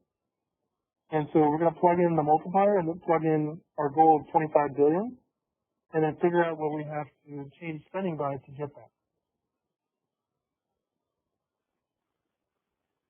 Okay, so we're trying to, the delta has just changed, so we're trying to determine delta G, how much to change government spending. Plug in your multiplier of 5, and plug in your goal of increasing aggregate demand by 25 billion. Okay, and the rest is pretty simple. What times 5 is 25, or 25 divided by 5, which means that we have to increase government spending by 5. Okay, so 5 times the multiplier of 5 gives us the 25 we're looking for. And so what we determined is government spending would have to rise by 5 billion to shift the aggregate demand curve rightward by 25 billion.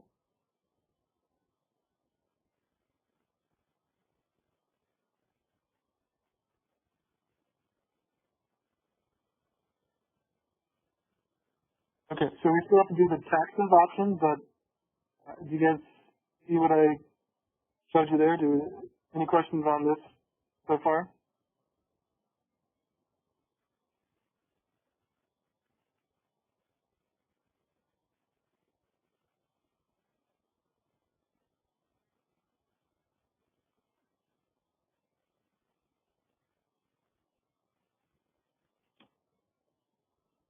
All right. Well, let's look at the part B, which is to look at the taxes side.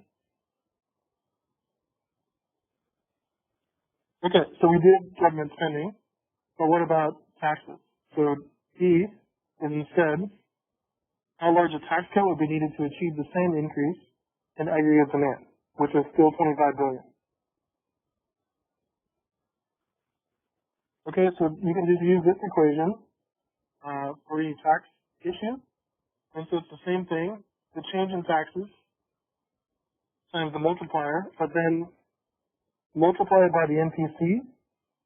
And the reason why we're doing that is because this goes in, so government spending is not, you don't have to worry about how much is spent or saved because the government just spends it, right? But if you're trying to influence the economy or boost the economy through consumer spending, you can give them more income by lowering taxes, but not all of the income is going straight into the economy, only the portion they spend, right? And so the NPC, the spending on the margin, is 0.8, which means they're only going to spend 80% of any new income due to a tax cut.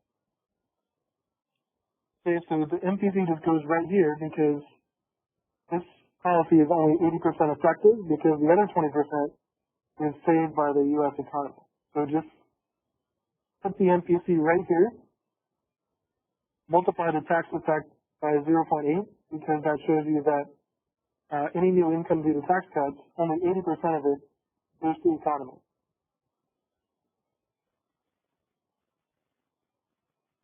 And that's got to equal our desired change in aggregate demand. So this is the same equation from before, except we added the MPC because we have to worry about the level that's saved. Okay, so you're trying to find delta T, which is a change in taxes, to get the goal of 25. So leave that there. The multiplier is still 5. The MPC was given at 0.8. And that's got to equal our outcome, our goal of 25. 5 times 0.8 is 4.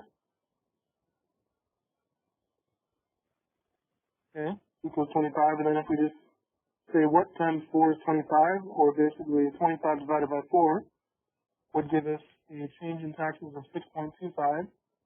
And so what this means is that a tax cut of 6.25 billion would be needed to achieve the same increase in aggregate demand. Okay, so you have the tax cut is slightly, you have to overcompensate a little bit because a bunch of that money is going to be saved, and you only want to account for the effect of the new money that goes into the economy via spending. So to boost demand by 25, you could either increase government spending by 5 billion or cut taxes by 6.25. So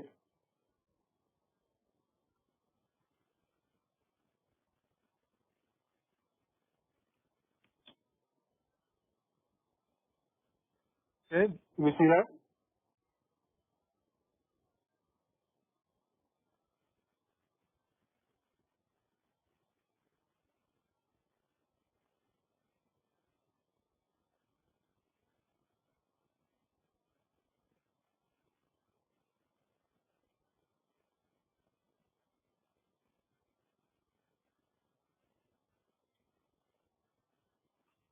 Okay, so one more part now for the fun part is so you know that most likely if the government wants to stimulate the economy or use expansionary fiscal policy, it's probably not going to just focus on G or T. It's going to do some combination of both.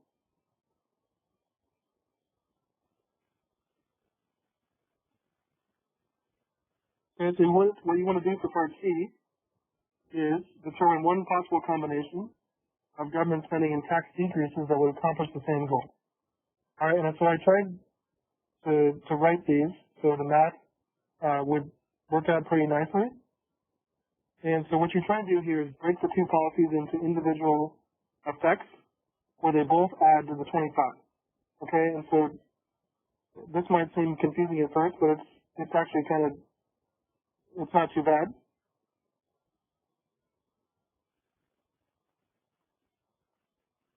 Okay, so we're going to come up with a plan that includes both government spending and tax cuts that would together boost the economy by 25 billion. Okay? And so the left side is the government spending portion.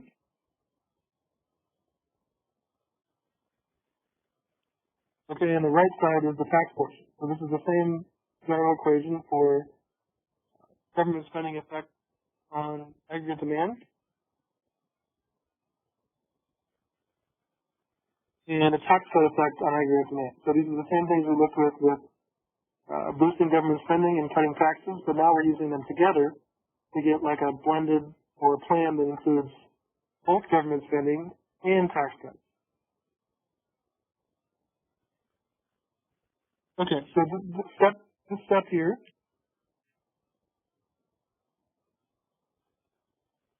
is probably what you have to focus on the most, or because what I want you to do is figure out a combination of both, which adds to 25.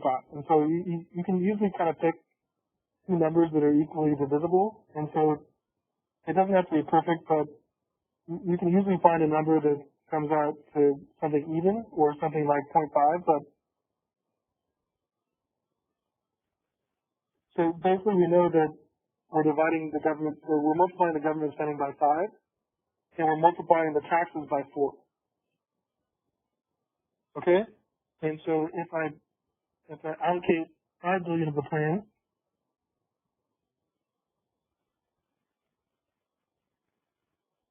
to be covered by government spending, and the other 20 billion to be covered by taxes, then those together cover the 25. So 5 plus 20 together is 25. So we're saying we need it. You can pick any combination of both, but I usually try to pick something that comes out easy in the math. And so I'm going to cover, in this example, 5 billion with government spending and the other 25 billion with taxes. Together, that's 25.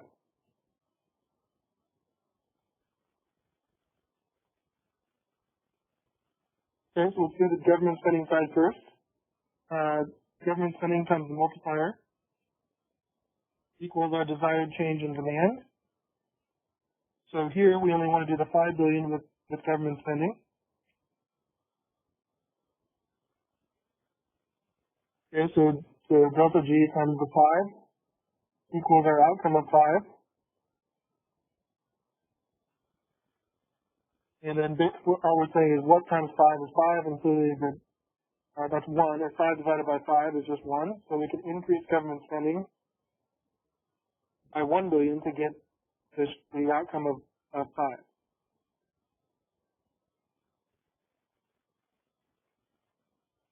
Okay, now let's do the tax portion. We're going to cover 20 billion with the taxes. Okay, so the change in taxes times the multiplier times the NPC equals what we want to boost in aggregate demand. So remember, we're trying to get 20 billion now to cover the rest with taxes. All right, our multiplier is 5. The NPC is still 0.8, but our outcome, our goal, is now 20. 5 divided by 0.8 is 20. 5 divided by 0.8 is 4. And you can see that what times 4 is 20. And I did it so the math works out, but 20 divided by 4 is just 5.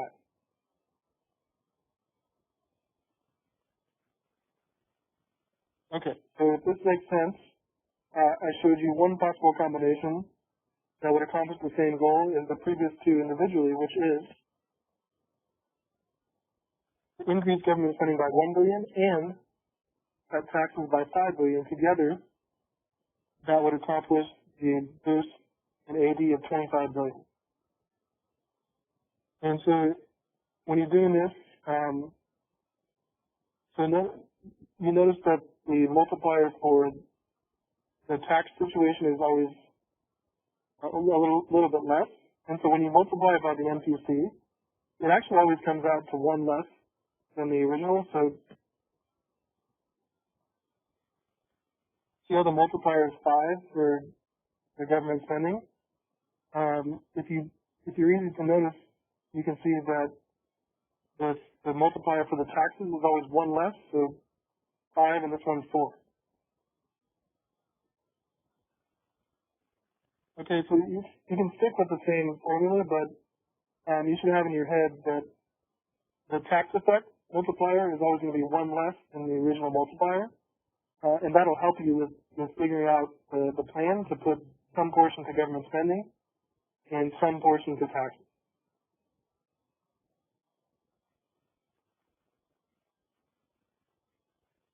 Okay, so basically I knew that I was dividing this number by 5 and the other number by 4, and I was trying to figure out some combination that would work out nicely in the math to accomplish this plan.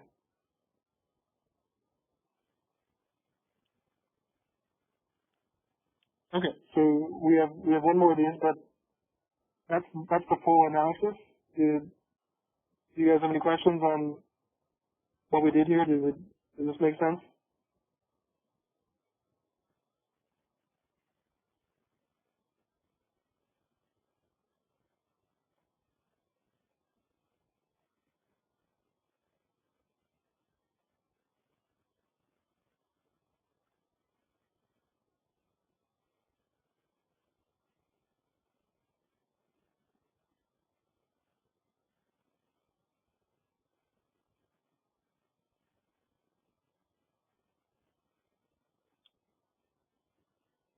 Okay, so we'll go through this one more, and then you can use these examples. There's 2 more in the homework that are similar to these. All right, so same process.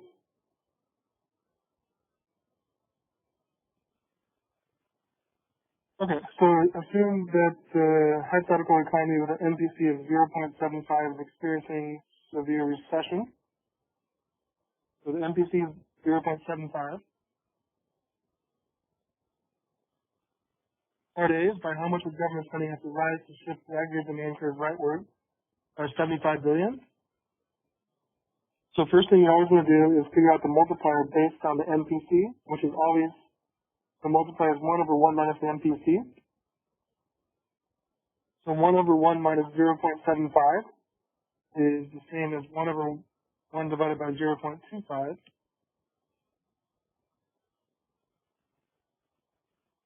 And 1 divided by 0.25 is just 4. So in this case, we have a multiplier of 4. So the multiplier is a little bit less because the economy saves more and less of it goes into spending and boosting the economy.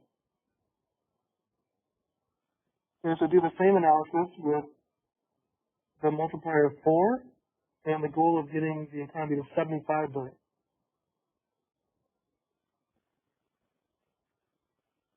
Alright, so the same thing, the change in government spending times the multiplier, got to equal our outcome in demand.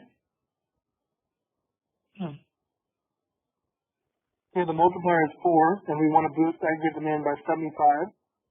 So you can see the same process, what times 4 is 75, or the same thing is 75 divided by 4, which is 18.75. So basically we're saying government spending would have to rise by 18.75 billion to shift the aggregate demand curve rightward by 75 billion. Alright, so same exact type of analysis. The only difference is we have a different MPC and a different goal to reach.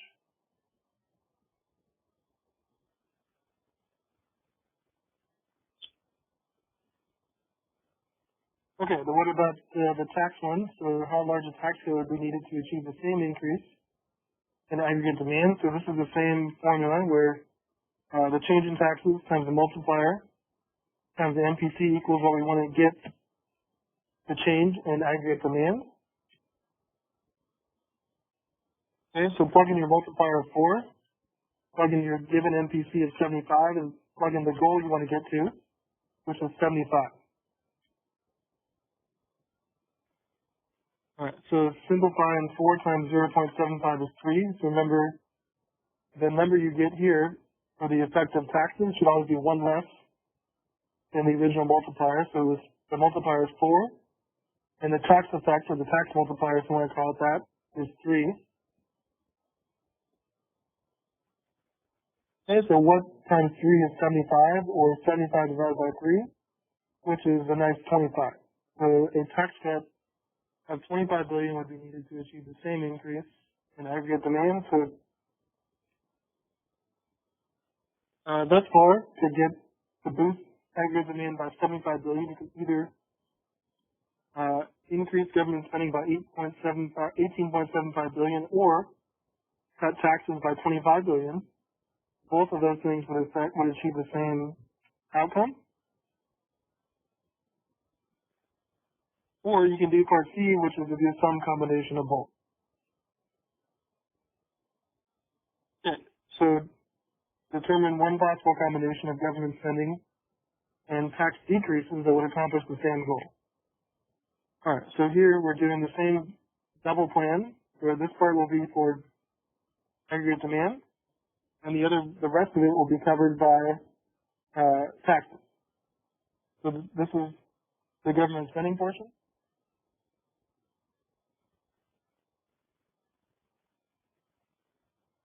And this is the rest, which will be covered by taxes. Okay, so here you've got to try to figure out, it doesn't really matter if it works out evenly, but if you can find a number numbers that add to 75 that are equally divisible, then it should be a little bit easier. Okay, so I know that the government effect is going to be multiplied by 4, and I know that the tax effect is going to be multiplied by 3. So you can play around and figure out that 48 plus 27 comes out to a total of 75, which is our goal. And you put the 48 over here, that's divisible by 4. If you put the 27 over here, that's divisible by 3. Okay, so there's no one right answer for this part C, but you can try to make it easy on yourself and find two numbers that are either 100% divisible or at least give you some workable fraction. But here, 48 plus 27 gives us the total of 75, and 4 goes into 48, and 27 is equally divisible by 3. So I'll do the government spending portion, 48, and the rest with taxes together. That would give us the total effect of 75. So 48 plus 27 is the total 75.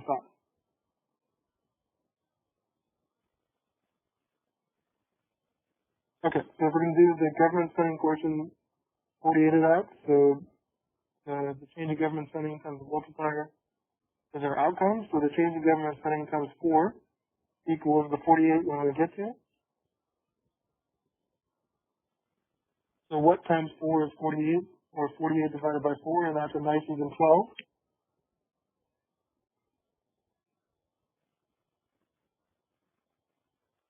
Okay, and the rest of it will be taken care of by taxes. So what change in taxes times the multiplier times the MPC equals our outcome in demand boost. Okay, so the change in taxes times the multiplier of 4 times the MPC of 0.75 is going to be equal to the 27 we're trying to cover with the tax cut plan.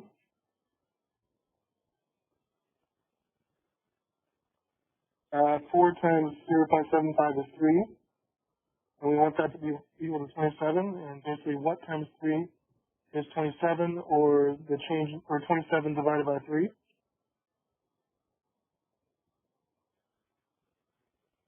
Okay, which gives us a nice even 9.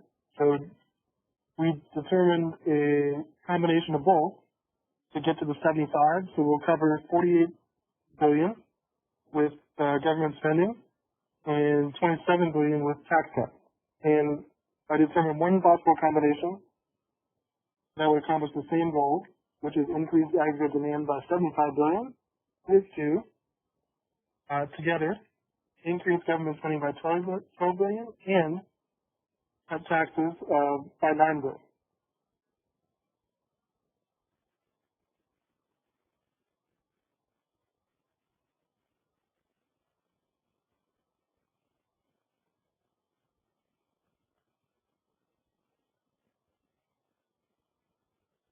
Okay, so I know it's getting late, so we'll wrap it up pretty soon, but there's a couple of these in the homework, so you can let me know if you have any questions, or if you got something now, let me know. But if you work on a couple of these, hopefully they're not too bad.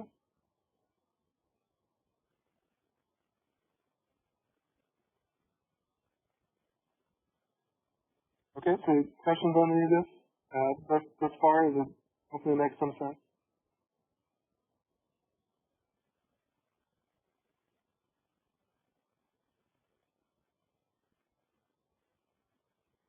Okay, and then these ones are not in the homework, but example 3 just explains the crowding out effect in more detail. You can look at that.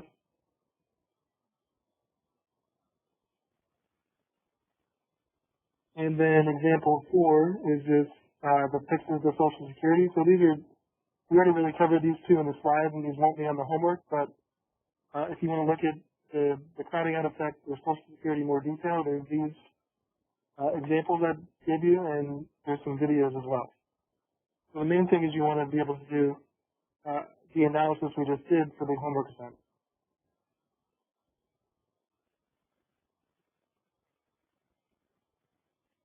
All right. So let me just show you the homework assignment, and then we'll close it up for today.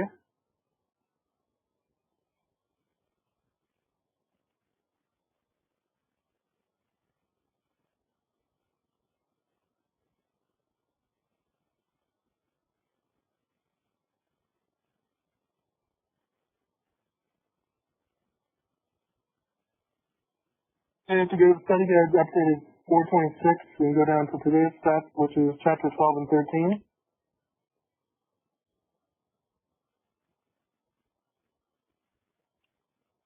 And we went through these things, and let's just open up the homework in chapter 12 and 13.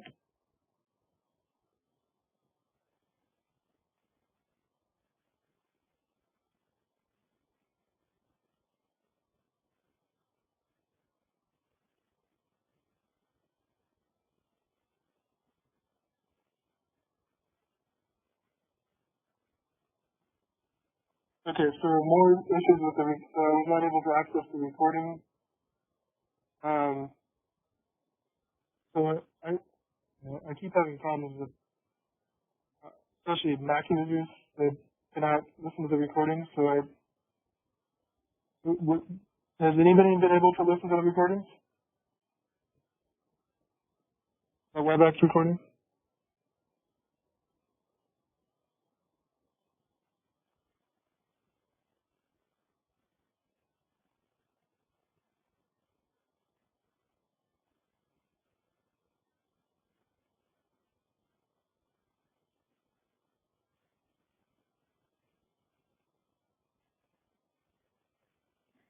Well, I'm recording all the meetings, and I post them on there. So I don't know what the problem is. So it seems like as long as you have the WebEx on your desktop, it should work. But maybe if I could see some of the issues, then I could try to troubleshoot. So that's the only format that they give me is that WRF. I don't even know what that format is, but that's how they recorded. It still didn't work.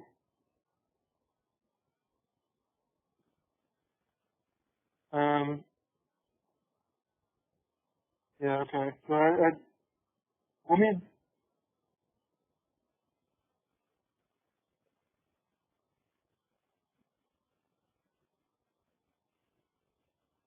okay, so it seems like there's a lot of issues, and I wish that we had, actual class so I could see the issues on your laptops, but okay, let me explore this problem, and I'll see if I can troubleshoot it by just Google searching the problem and see if I can, I don't know, put it on YouTube or something, but yeah, I don't know. I'll try to figure it out, so thanks for letting me know the problem, but, okay, yeah, maybe that would help. And so I've never I haven't used WebEx before this,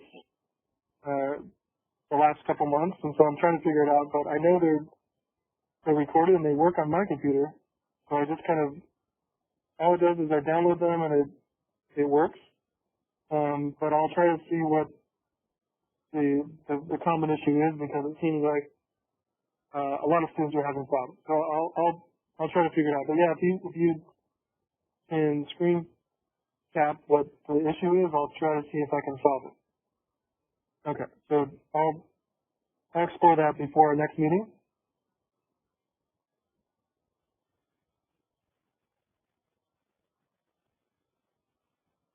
Okay, yeah, sorry about that.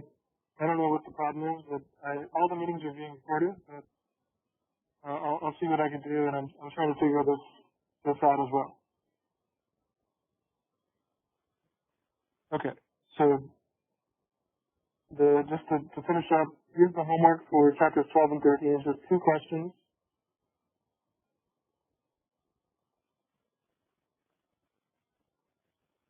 Yeah. You're welcome. So yeah, the good news is I know all the recordings are there. So if I can get them into a different format, I think that would be useful for you guys. Okay. Because I don't want to listen to them because I don't want to hear myself talking more. But maybe you guys do.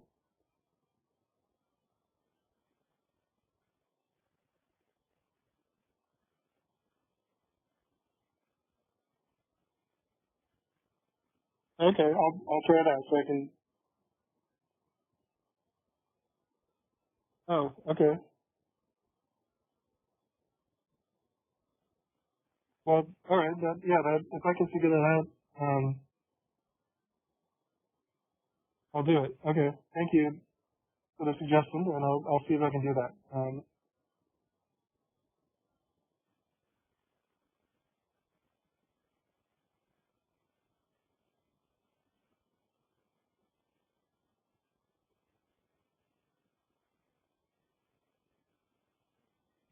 Okay.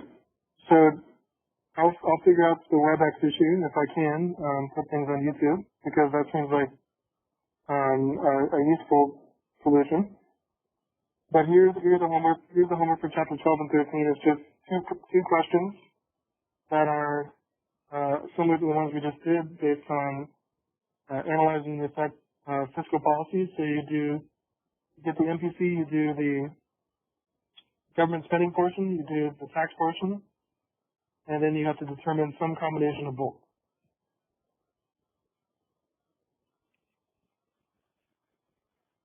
Okay, so hopefully you can use my examples to do these two. You can let me know if you have questions with these. So the homework for chapters 12 and 13.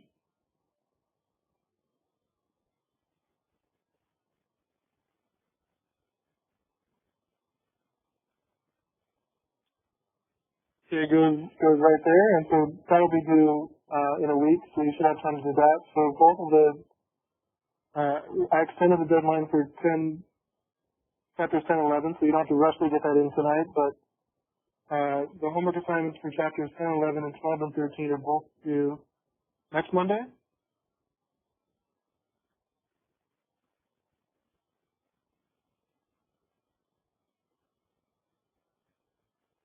Yeah, of course. So if there's questions, I can help you answer them, and if you guys, just like, if problems arise or you guys are not able to do the homework, then I'll help you with it, and I can always give you a few more days, but try to get those assignments in by next week, and if there's issues, let me know and I'll help you, but yeah, so we got the homework for last week, the homework for this week, and the Blackboard wants to post those. I'll work on the WebEx recording scenario and see if I can fix that, and yeah. Okay, so it's getting late for this class, so we'll go ahead and end it, and I'll stay on for a minute in case you guys have any questions, but if not, you guys are free to go, and I will see you next Monday at the same time. So thanks, guys, for all the feedback and for all the participation.